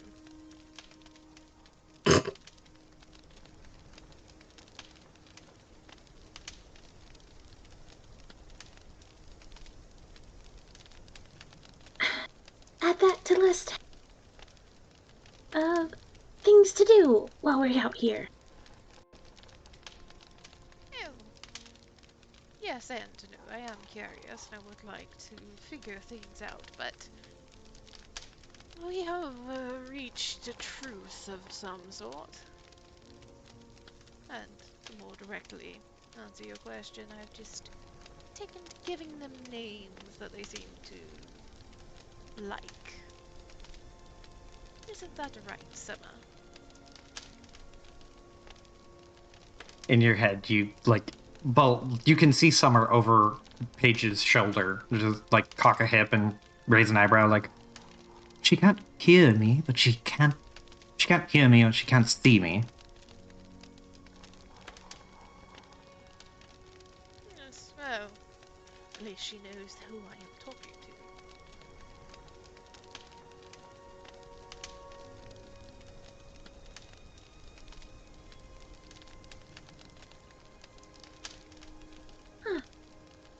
I thought you were doing the smart person thing of muttering to yourself all the time. Were you talking to them, like, every time? No, not every time. Sometimes I just need to get the thoughts Sometimes. out loud.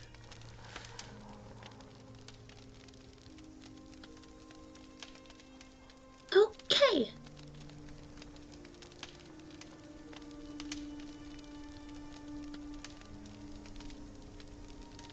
So what exactly is it that you do? What do you do? My turn to ask a question and have it answered. We never agreed to do turns. But we fell into that role, didn't we? I never agreed to that. Yeah, then I guess you'll just have to go with unanswered questions, won't you?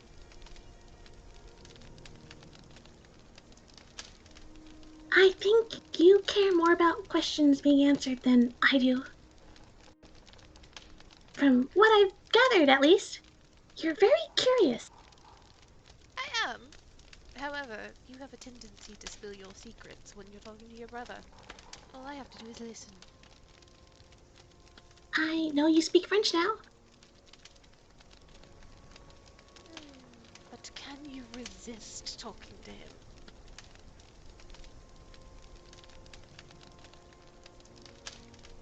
Yeah. There is just a very clear look of, no, you can't. Paige shrugs. He doesn't know everything.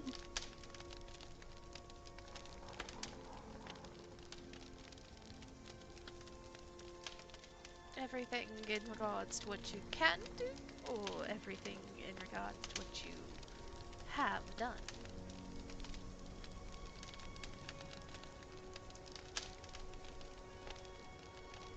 Both?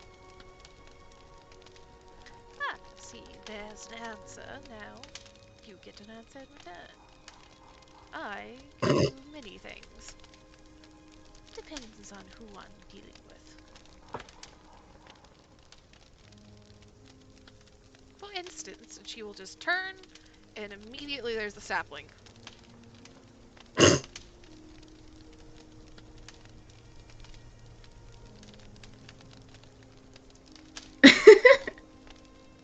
Like on the ground? Or Yeah, just fucking sprung up, like 3 feet in front of him. Paige will clap.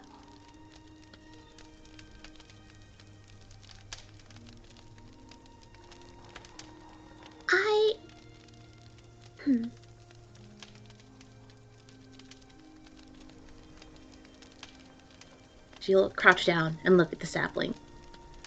She's gonna poke the sapling. It, to you, would just be a basic-ass sapling. Brand new, freshly grown, no snow or ice on it.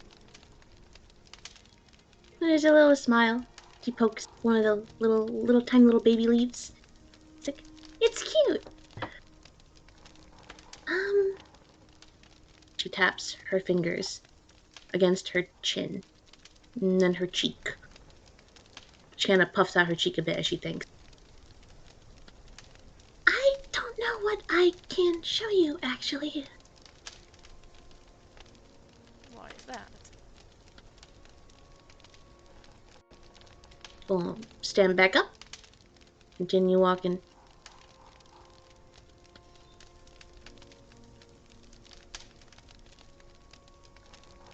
It's not very visible or showcasey at all. It's very rare for it to be seen. It sort of hides itself. It's like a... Oh? You were the one that made the snow clear earlier. Well... I... was. I hope it helped. I wanted it to, because I really didn't want to know what that guy was gonna do if you didn't burn him with your gun thing. Well, no, Fire gun? Fire gun. Flame sprayer. I like fire. It did help. Give a nod. She seems pleased. Puts both of her hands behind her back, holding both her cane and the staff in her 2 hands as she walks. So I'm supposing, since you've pulled me away from camp, we are in agreement about keeping our mouths shut about all of this.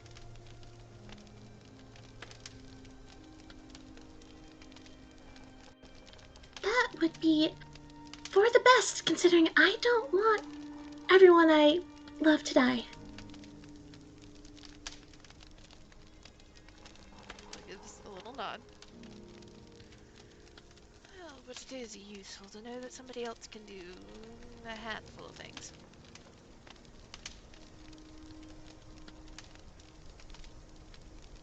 She nods.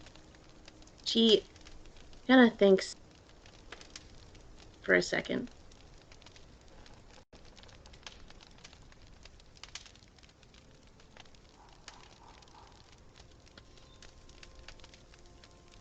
Have you met anyone else like us?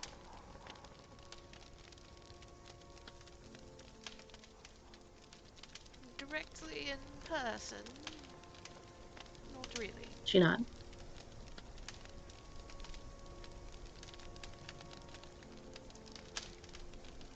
I am aware that they are out there, and I have a feeling they are more numerous than the hunters would like us to believe. But I also suspect that those that are capable of more significant actions are much fewer.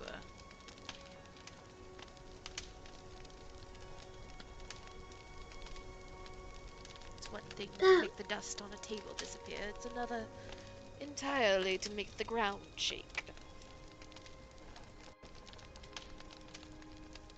Paige, nod.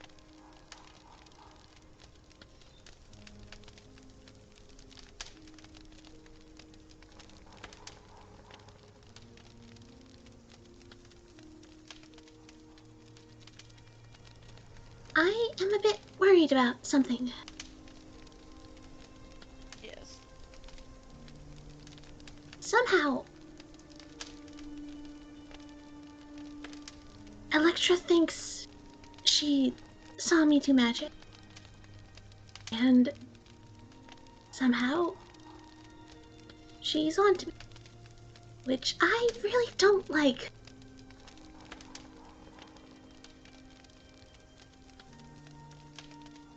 And you're wanting to what, lead her off the trail?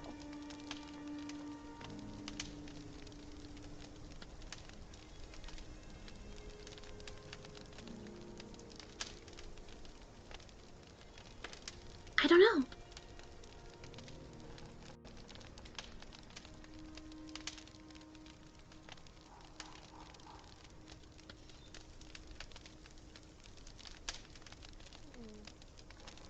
Willow just kind of lets out a little hum of thought.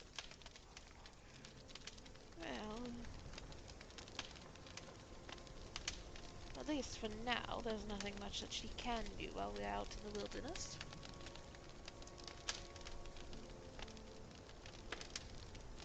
And I suppose that, as long as we agree to keep each other's secrets,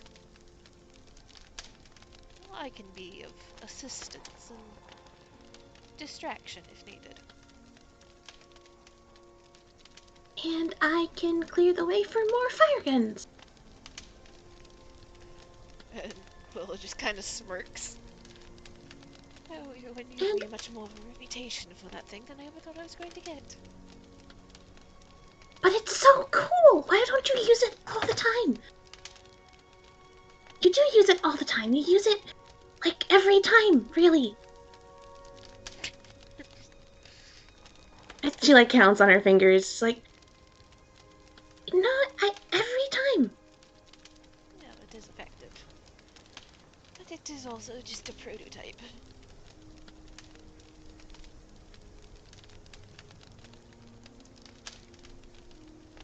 Hmm. Well, suppose if you're going to share with me who knows about you already, in like measure, Angarad also knows about me.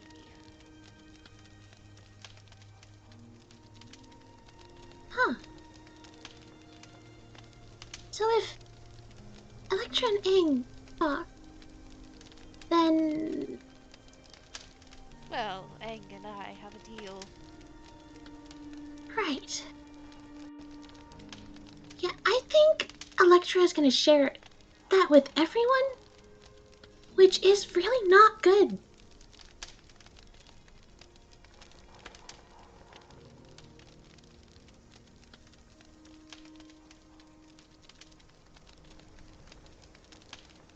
But I'm happy you have a deal at least.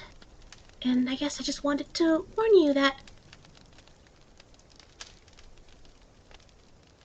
I don't know if you can make a deal like that with Electra.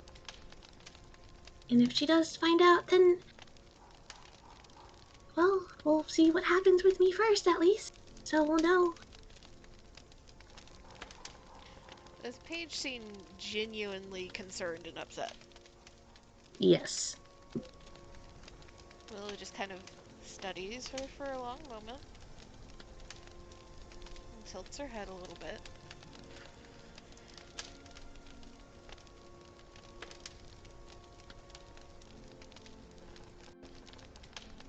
Let me just at least promise you that should a witch hunt be stirred up, you do have an ally in me. And more importantly, an ally in the Delaunay family. Which holds more weight than I think you might know.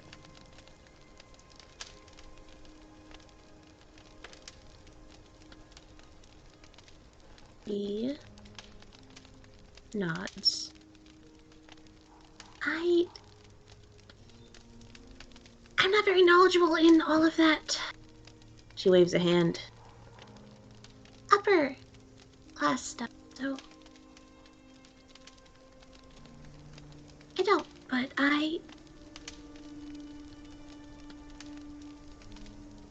thank you. No.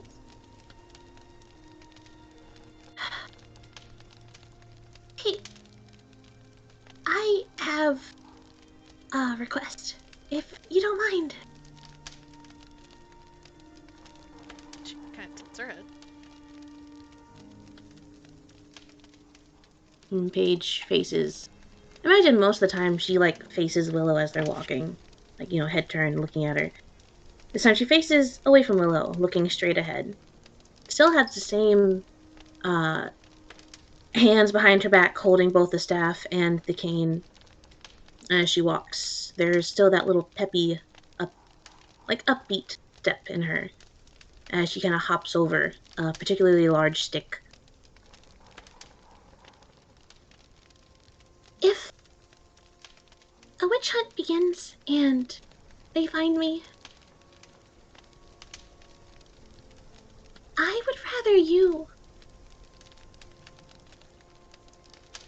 make sure that if you could make sure that they were wrong and that they don't find out that I can do those things, that would be for the best. I don't really mind dying. I just need to make sure that they don't find out that the claim was true.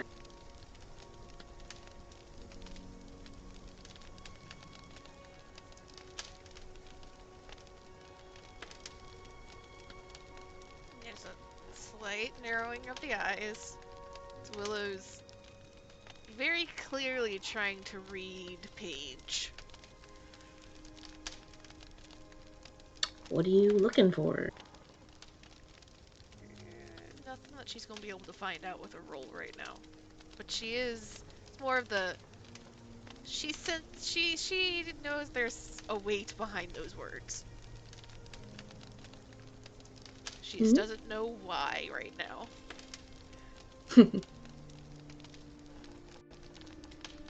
I can do my best. And whether my brothers like it or not, they hold enough sway to, at the very least, keep everything in doubt. Paige nods, still facing forward. There's this slight tension that was in her shoulders that didn't even realize was there, that just gets released.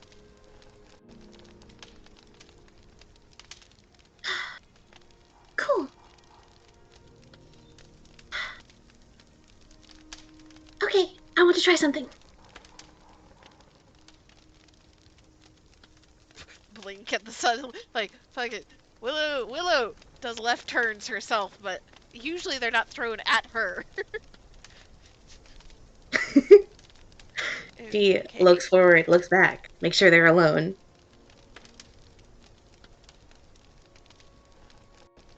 And she turns to Willow. She kind of stops, and she faces Willow. Kind of stopping, she steps in front of Willow and turns around to face her, face to face. It's like... She holds up a hand. Can you help me test something? Just a little something. It's not even important. It's just this little thing that I never really got to try before. Like a hand, holds up a hand, in a handshake gesture or in a stop gesture. Stop. And then finger point upwards as she starts rambling a bit. Well, it would be rather rude of me to deny you a test. There's a big smile. And she's going to hold out a hand for a handshake. Very slow handshake. Paige is gonna cast Exchange Image. So Willow looks like Paige now? Yes. That's, So, if you're willing, it automatically happens. Or you roll the save. But yes, they essentially swap images. So Willow, you in an not unusual point of your life are looking at a version of yourself.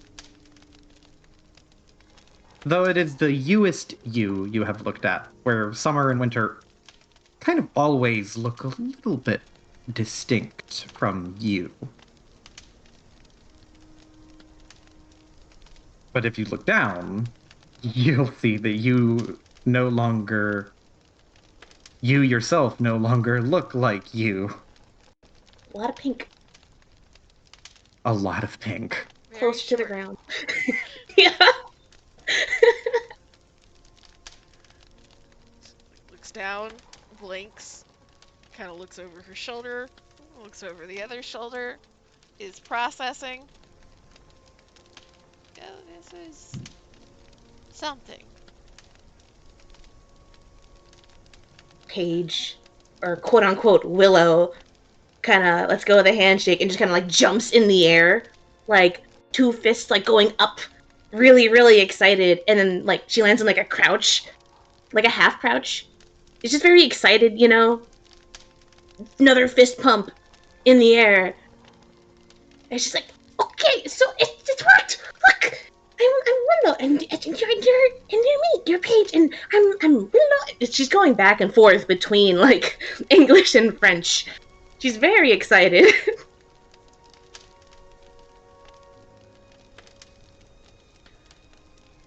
And Willow, there's a little smile at Paige's excitement. And she just kind of tilts her head. Yeah, I can see why you've never been able to try this one, but impressive all the same.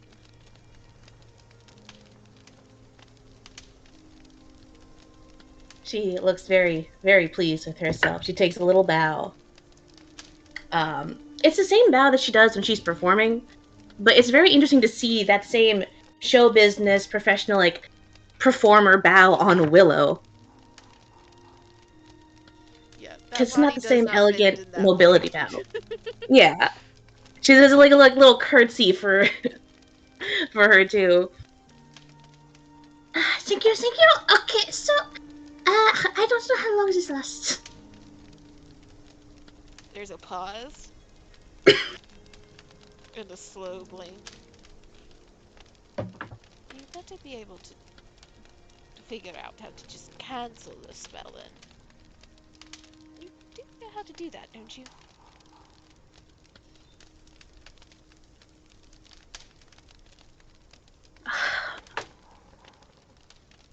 Let me read the duration again, because I think... It says until dismissed. Okay, good, okay. Cool. Thank Christ. Yeah, success is 1 minute until dismissed. The willing is a critical failure. So it could be up to 24 hours or until dismissed, I guess. Oh, it's funny. She like holds up a finger and she puts it on her cheek again. Kind of puffs a bit as she thinks, I think I could figure it out. I just need, some time, and also it's nice being tall. Why do you get this all the time? I can see, like, so much! I will just throw out the warning to you that I don't quite know how my own magic works. There's a good chance that the longer you stay in my form, the more likely you are to start seeing the things I see. But I don't you think see you're all going the to tall. like it. Oh, you mean so the other willows? Okay, so I'm going to figure I'm gonna figure this out. It's gonna go before we get to the camp. Okay, I'm a professional. Okay, I got this. We are going to look and collect more sticks because that's what I said we are going to do, and they're not gonna question it because that's what I said we're gonna. Okay, Willow, we gotta Willow. Move. We'll start collecting firewood. But Hmm. the longer it takes for Paige to figure out how to swap them back, the more insistent Willow will slowly become of like, are you sure you're not seeing shadows out of the corner of your eye yet? She will start to freak Paige out just to get her to swap them back. She will fucking. She's like, concentration. She's like, are you still sick? You're ruining my concentration. Do you want to stay short forever? I don't think so. Shh. What's your passive perception page? Yeah, okay. There's a few times where you distinctly think that you are seeing a shadow move, like between the trees in the woods, but you don't hear any rustling of leaves. So, I mean, that must be the fake willows. They're starting. I think it takes her like a good 20, 25, 30 minutes, especially the interruptions. It takes like a good half hour as they start walking back. Okay. Then, if there's nothing else, there's. So let me ask you this. There's time for one thing in a list of things that everyone gets. I'm going to do this for all of you. It could be solo sessions, or rather like solo encounters. But I was going to go through each of you individually and do this. To get Z, you remember this. Do you remember the one session we did in Arwen's game where we did a dream sequence session? Yes. I basically took that idea and did my own little twist with it. But I was going to do one for each of you. We could do. I don't want to rush through them. We could do maybe one, or we could break it out and each of you have your independent dream sequence and no one else gets to see them unless you watch a recording. But I'll throw it all to you. I mean, Does anyone have a preference to wait till next time to do it, or? if you want to go ahead and start with one right now, and then, because those dream sequences take a while. If it's anything like Arwen's game. And so, you're probably going to have a full session worth of dream sequences. That's sort of what I had planned on for the back half of this session. But, I was thinking about it and I was like, since no one but the one each individual person is involved, we could break them up. How would y'all feel about breaking it up? I know I should have this on a fucking t-shirt, but I'm fine with whatever. Look it up. So, like, next session would be on the 20th. Oh, wait, hold on. Are we all good for being here on the 20th? Yeah, that's the first question. Yeah. Does anybody know if they're going to be busy on the 20th? I don't have any other plans. I should be good. Same. Because, we'll be real, I'm going to be busier in this coming week than I am going to be on the 20th. So it's going to be harder to get me scheduled in before the 20th.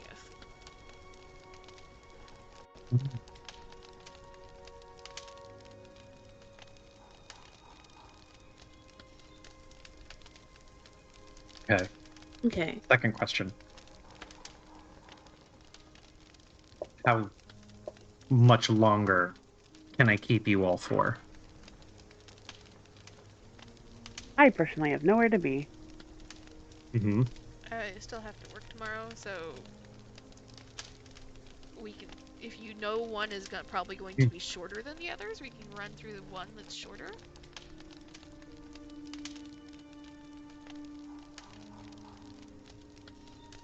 But I can't. Let's do more or less than half an hour. I would think that they would be probably all equal to or less than a half hour.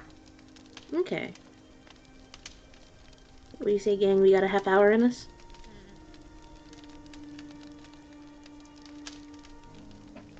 I'm good for it. We'll do one. We'll do one.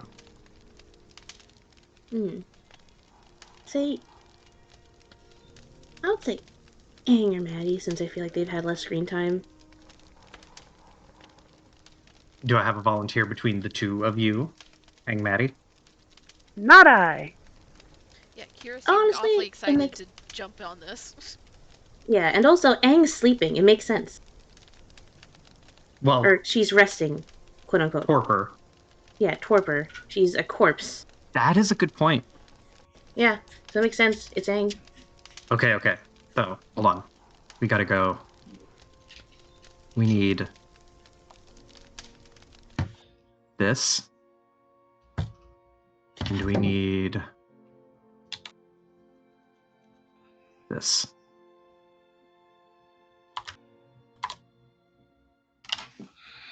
That's too intense. Maybe you like this one.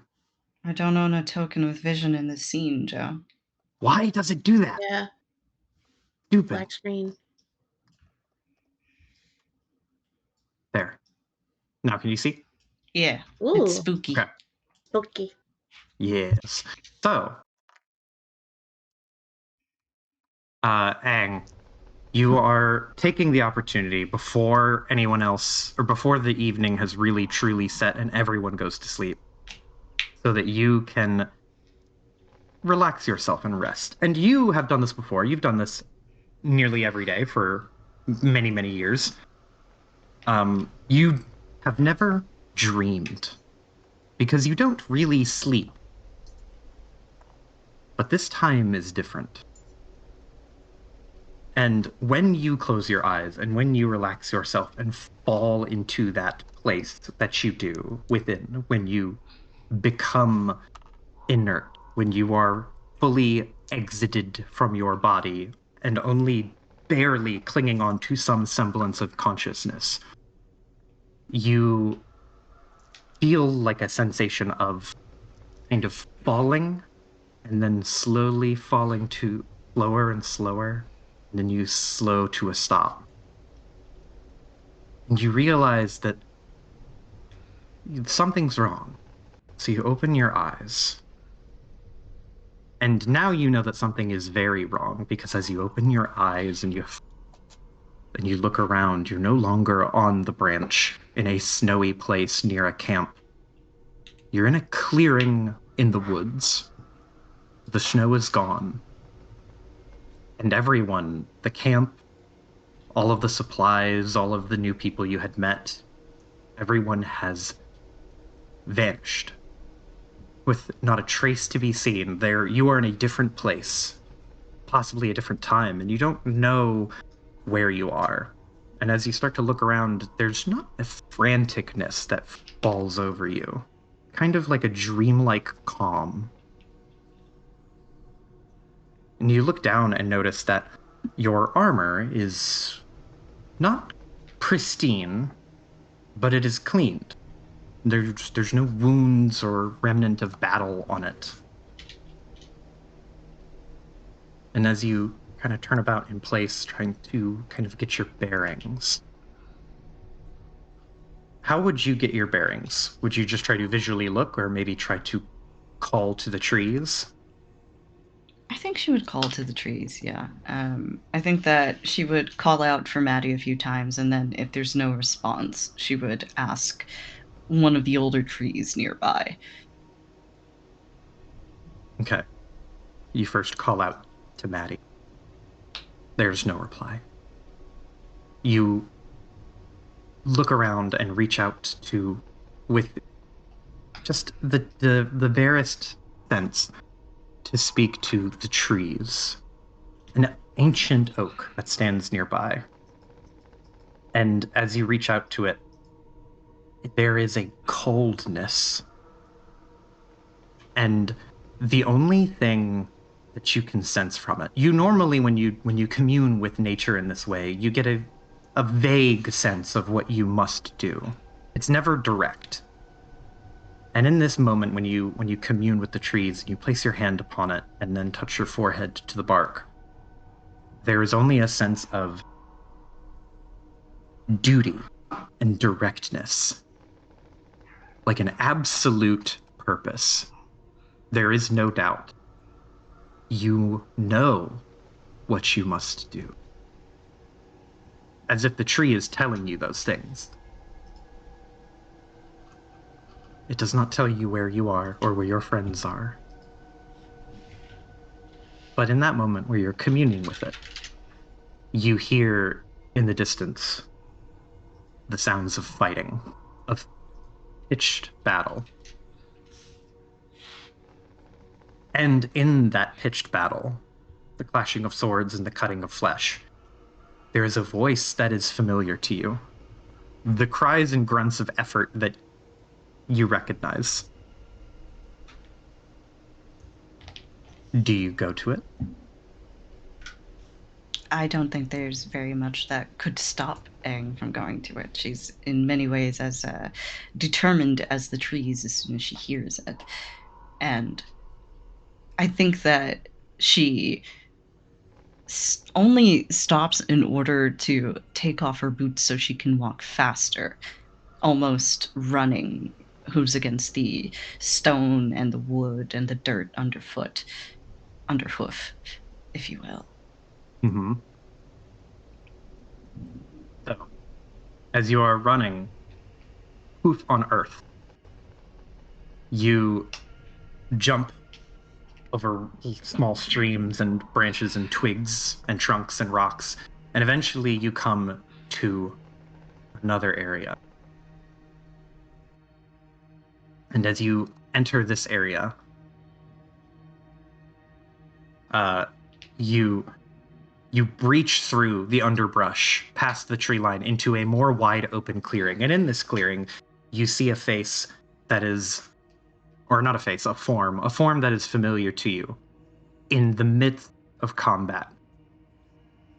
I don't know no token of vision, Joe. I'm sorry. I don't Oh my know god, I token did of it vision. again. I did it fucking again. Thank you for stopping. I'm sorry. Do it again. You push through the underbrush, see a figure you're familiar with in the middle of battle. It's more at the tail end. As you breach through the trees, you see an armored figure with reddish hair, a lot like Madigan's, standing over a creature that is wailing and twisting. It is broken and beaten and slain. And she holds a sword that is easily the size of a man in length. And she looms over it almost menacingly, with her back to you. As you are observing her, there's something else you notice. Well, first, what do you do anything as you see this person? And Herod would call out to her immediately. I don't think that she could stop herself from doing so. It's as much a part of her as the eating is. You call out, and you feel yourself call out, but you don't hear it. You don't hear your voice. You can hear the sounds of nature and panting of exerted breath, and the whines and like moaning of a beat and broken creature. But you notice and observe something else. As you cry out, this figure dashes over the corpse and away into the woods ahead. And around in this clearing, you see familiar items. You see a hammer, a whip, type of firearm, cane, a pistol, scattered in a semicircle around in the middle, the corpse of that beast. What do you do? I think she stops to observe all of this only for a second. I don't think that it captures her attention for very long. She looks at it and she feels a sense of dread in the pit of her stomach, but there's also this dread that she hasn't been heard. And there's this terrible, terrible choking feeling that something is wrong. And more than anything, more than almost anything Ingrid has ever wanted, she wants to be heard. She so desperately continues calling out. So, you pursue this person, leaping over the corpse, dashing past the items, through the underbrush again. Roll me a flat d20. A flat d20? What if the only one I have is like a dodecahedron? Oof! Oh! A 1. Okay. Oh. So, you do have a hero point, but you can keep the 1. Is the 1 gonna be cool? I think it'll be cool. Alright, I'll keep the 1. So you dash through the woods, and as you do, you run through an underbrush, run through a bunch of trees, none of which look familiar, but you come upon another thicket and pry yourself through it, going mostly by gut instinct, pursuing this person. And as you run up to the next thicket and push your way through, you breach into a clearing, and this time, that person is gone. And in the clearing, in the clearing, a familiar but also different sight. It's the same clearing, only there's no beaten, bestial creature that has been maimed and torn and left bedraggled. In its place, there is a singular red sword.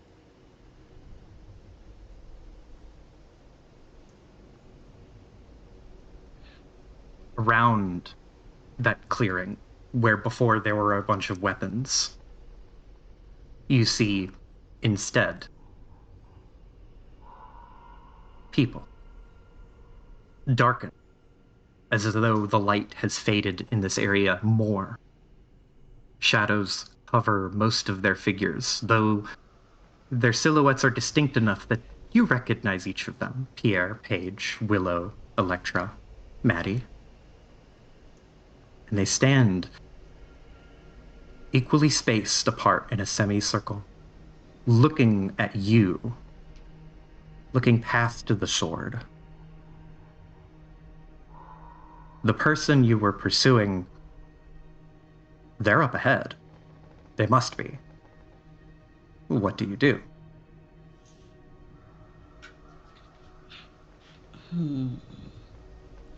So it's Angharad, then the sword, then the party, and then beyond, right? Yes. If we were to do rows. Okay. Oh, here we go. This is a visual aid. Thank you. Yeah. I think Angharad sees the sword, looks at it for a moment. I don't know if she likes it, but she doesn't like very many metal things to begin with, and this is a particularly desperate time for her. And as she sees the others and knows that she hasn't been heard yet, I think she would go up to Maddie and just hands a little desperate, grabbing her around the shoulders. Madigan? Madigan, canst thou hear me? I'm going to pull you in on this. Hold on.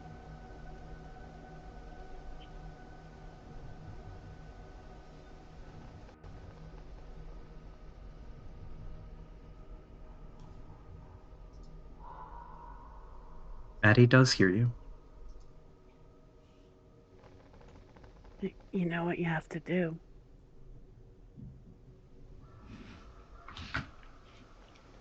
Angharad pauses, stops to consider this for a moment. Does she know what she has to do? Or roll me a d20. Just a flat d20. All I've got are these dodecahedrons, boss.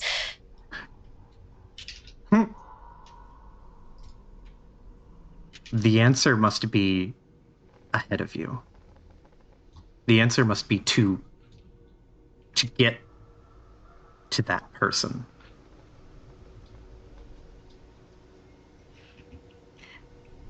As Angharad sees this happen, as she considers this and her options, and this desperation wells up where her heart should be.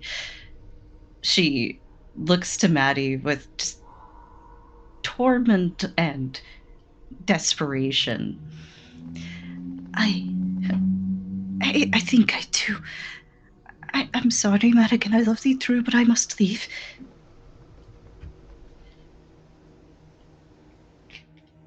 And so you leave, doggedly chasing ahead, hoping to catch up to that person.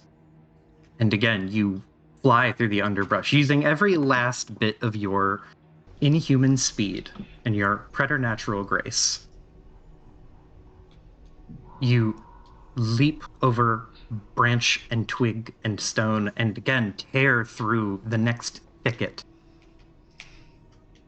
And as you breach through the next thicket, again you see that same clearing, the same array of people.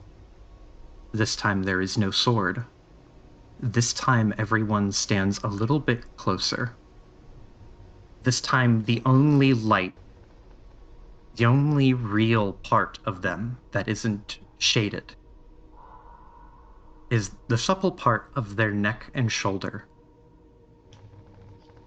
A tender area of skin that is typically unarmored and exposed. And there is a part of you that lurches deep inside. What do you do? Jesus Christ, poor Egg. Angharad, in the middle of this clearing, growing only more tense as time goes on, realizes what's happening when her eyes keep falling on that soft, delicate flesh that's so often a vehicle for a quick meal if she doesn't have very much in the way of time. She can feel that part welling up within herself, and her voice starts to waver again as once more she calls out and is just desperate to be heard, desperate for the answer to be anything other than what she expects it is. And as she calls out, she says, I knew not before. I knew not before my nature. Please forgive thy Angharad. I did not know. But I know now. I know, I've learned it. If you just let me. You turn about and cry out and look for answer, and the only answer you can feel is the dull pain in your stomach. That dull ache that grows ever so slightly stronger and pushes ever so slightly harder. More insistent. I think Aang, in just pure despondency, is going to let out a howl and take off running again. And this time, as she runs, she's just going to keep repeating the Lord's Prayer under her breath. Roll me a d20.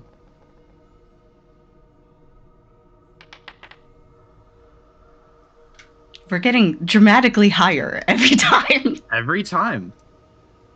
Okay. So you rush through. This time it takes much less time. You tear through the woods, past a tree, and you don't even burst through a thicket of underbrush. You instead just round a corner, and all of a sudden you are right back again at that clearing, again in that semicircle, again the neck's exposed, but this time everyone's head is tilted, all in the same direction, all inviting. And you not only feel that dull push in your stomach, you feel it like a dark shadow standing behind you, and its weight and lands on your shoulder, and you can hear it very, very quietly. You know what you have to do.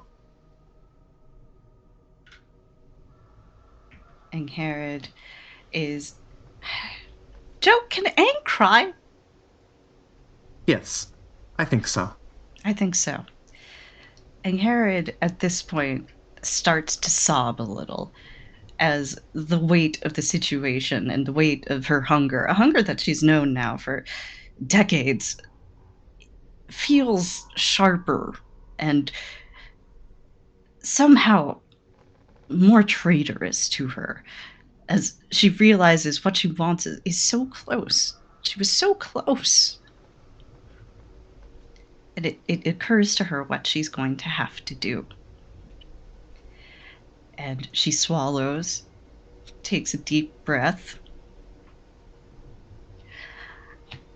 Madigan,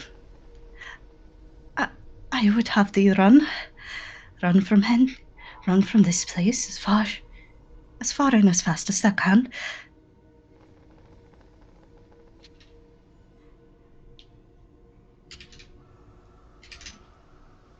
Despondent and disconnected, the only thing from Madigan.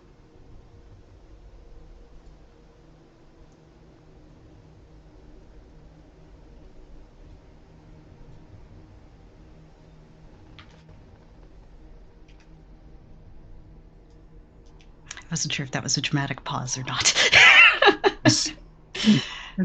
The only thing from Madigan is the... Sorry, my voice cut out from the mic, I think. But the only thing from Madigan, despondent and disconnected, is the ever faint invitation, slightly, as you address her. No words, just the slight crick of the neck. And Herod takes a step forward, but then tears herself away with an inhuman violence and sets upon someone else instead. Who? I think of the assembled, she would probably go... I'm very sorry. I think she would go for Pierre first. You descend onto Pierre, and as you rear up and go to him, you do not have even a moment's way to hesitate. You cannot, at this point, resist. And as you rear back, you can hear Pierre finish only the first part of his sentence as he says, "You know what you..." And then you sink your teeth into him.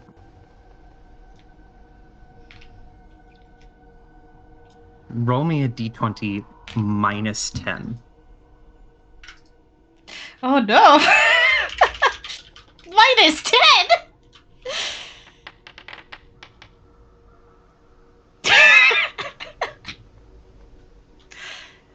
The hunger in your stomach roars, and for the first time ever, you feed but are not satiated. In direct contrast to your nature, death has no sway over it. And all you can think, all you can feel is more. Who next? Joe, are you dead ass making me rank the party in my Microsoft top 8 of who I would eat? You can do more than one at a time if you want. Okay. I am very sorry, everyone. I think Angharad would proceed from. Okay, let's see. It's Pierre's already down. There's Electra, there's Paige, there's Willow, and there's Maddie, right? Mm-hmm. I think it would go in that order. I think she would not hurt Maddie unless greatly compelled to. You descend first, then, onto Electra. And your hunger now has eclipsed your ability to tell where you are spatially. You turn, and in the act of turning, you find yourself mid-leap as like a predator throwing themselves bodily across a plane. You find yourself already perched atop Electra, gone. You turn your head. Roll a perception check. All right, perception.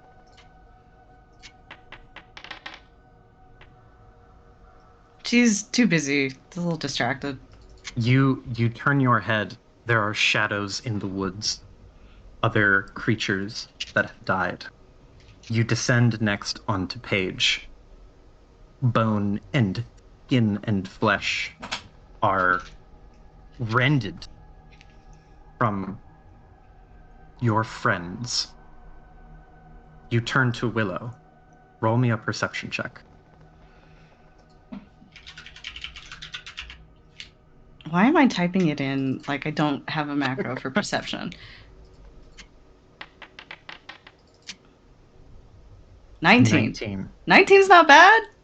Yeah. You descend. You turn to descend onto Willow. And as you do, you can see standing now in the middle of the field, or the clearing, a familiar face. You see a bright young woman with red hair. Oop, that's the wrong token. I was like, wait a second. Let me go.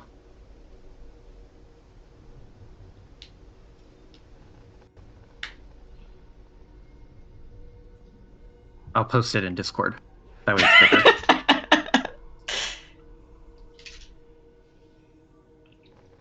You see a young hawk, 25 years younger. Not a strand of gray in her hair, no eye patch on her face. Wearing the undestroyed, unaged, unworn, and beaten armor that you currently wear.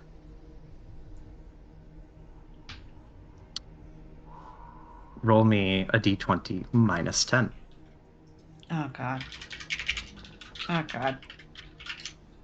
I'm in pain. I'm in pain. No! Not a -2! Not a -2! No! You descend onto Willow. Despite seeing this person, you are unable to wrench yourself out of the animal-like state you find yourself. And you savage Willow, the only friend who you had willingly confessed your struggle with the hunger to. And she is gone. You turn to Maddie. Roll me a d20 minus 15. 15! Joe! 15? 15! Yeah. No. On a negative value, describe to me how you savage Maddie and kill her. Oh, you're inflicting traumatic damage.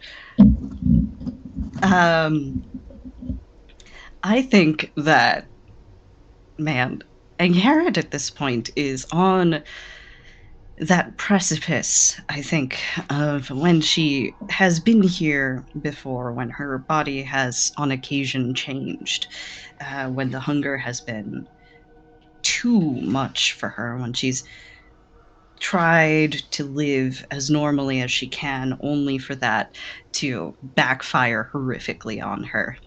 And it's not a feeling that she's ever been fond of, this loss of control, this bone deep need.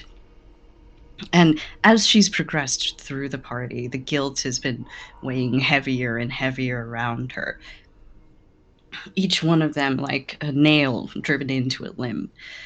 And between seeing Hawk there with her mouth, Angharad's mouth, still slicked with blood and gore, and seeing Maddie and the hunger starting to take over her, I think Angharad stops for a moment, her lips quivering, and she looks up and she clasps her hands together and she just quietly, please, please, not, please, no. But there's no answer.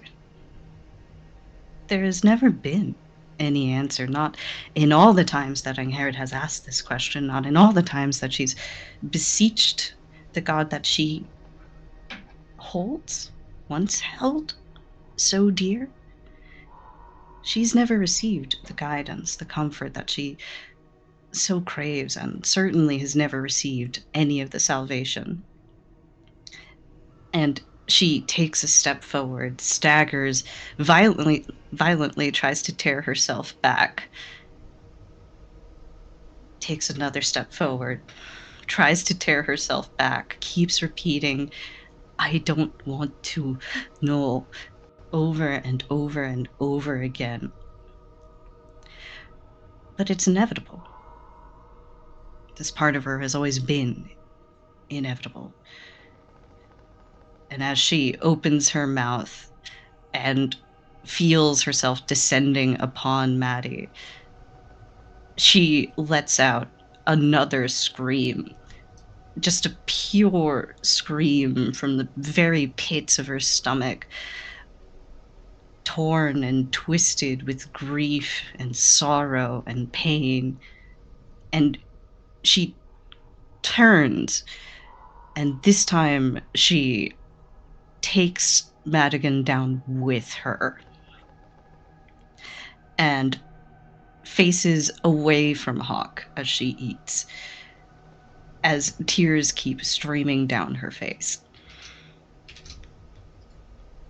Despite facing away and trying as hard as you can to resist the the urge that has been instilled in you.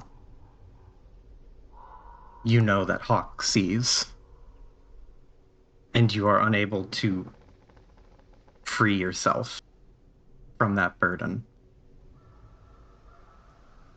And as the last of your friends perishes at your own hand, and the shadows in the woods increase their number by 5,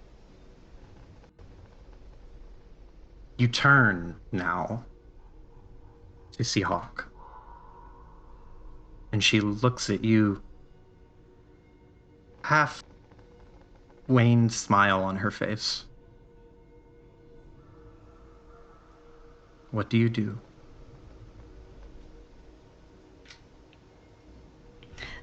I think she tries in vain to clean her face, knowing that nothing's really going to be able to.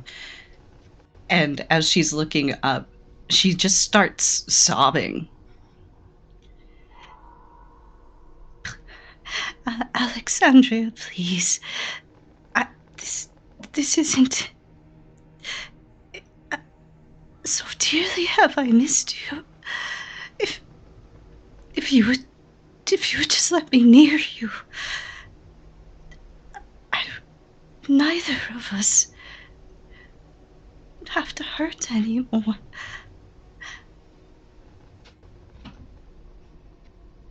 You call out to her, and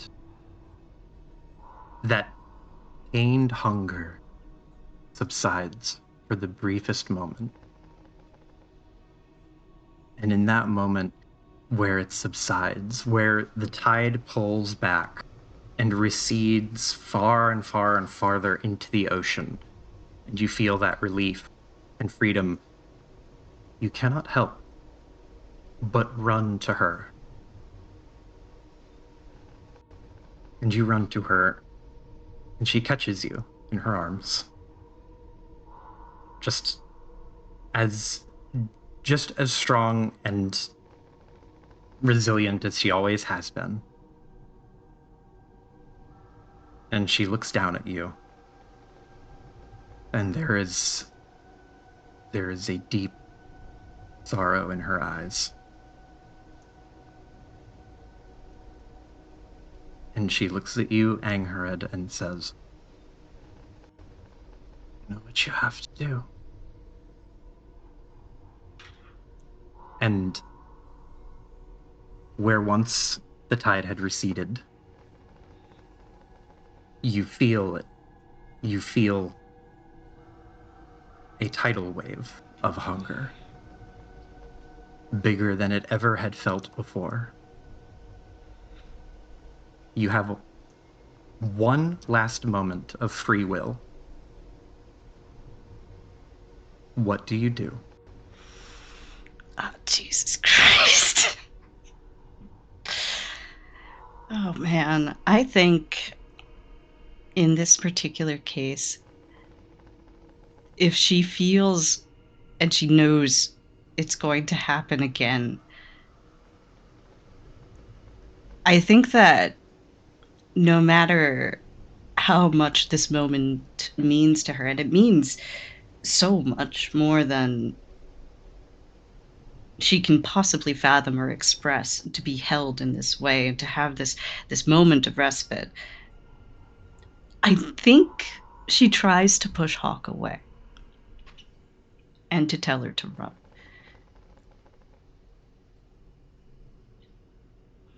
Are you saying you try? Okay. Roll. She's gonna try to save her. Roll me a will save. Oh, God.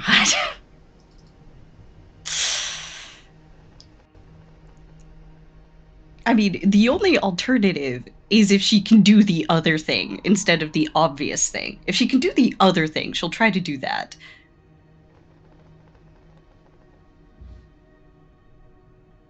What is the other thing? The other thing, Joe. The other thing she can eat.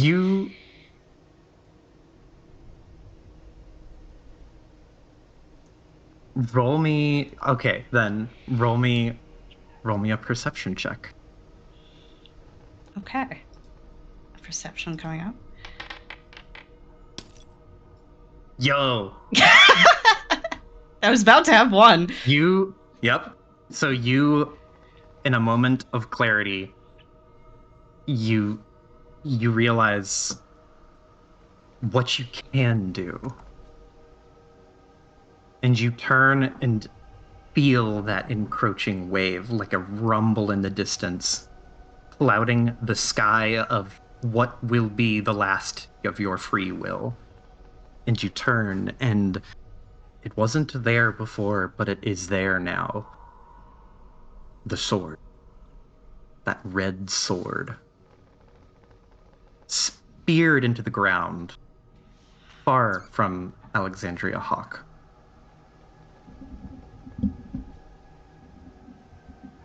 You can go to the sword. I think, oh man. And Herod is so pained, and while she stopped crying for a moment while being held, as the waves of hunger come over her and the muscles at her neck start to tense and her jaw opens and closes, and she can feel herself needing to eat. She pushes Hawk away a little, just more gently than she would have otherwise. There's something I can. I have to keep you safe. She steps away and she forces herself, her body moving in strange motions, her arms twisting in directions that they shouldn't, to grab the sword. Her hands closed around the metal. She opens her mouth, tilts her head back, and starts trying to eat it. You grab the sword, and immediately your body riots against you. Your armor, your clothing, all the last vestiges of the humanity that you carried with you, that you so desperately tried to make a part of you. Now gone, and as you grab the sword, your flesh explodes into searing pain. You open your mouth to take a bite, and before you can,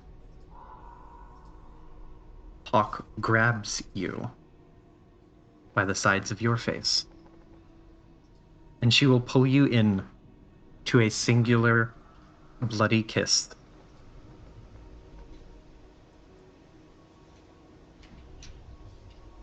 And as she lets go, you open your eyes.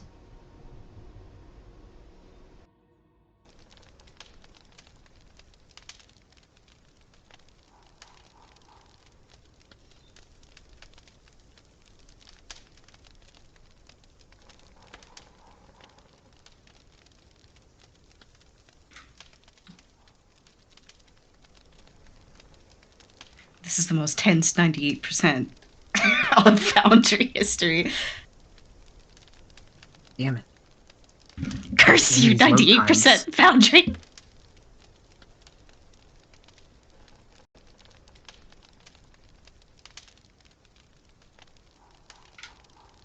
Back at camp.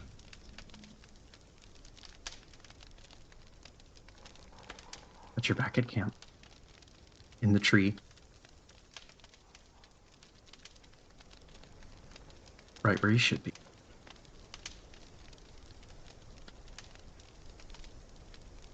And just as you finish your rest, Willow and Paige return from a little hike. Unharmed.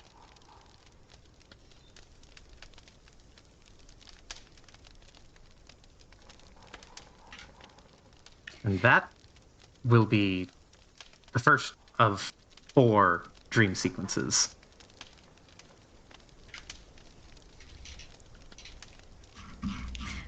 Man. Well, fuck. I know. I'm so sorry for eating all of you. My boy. I hope you had fun. I feel Rip personally Pierre. victimized. Now we know where we stand on the emergency snacky list.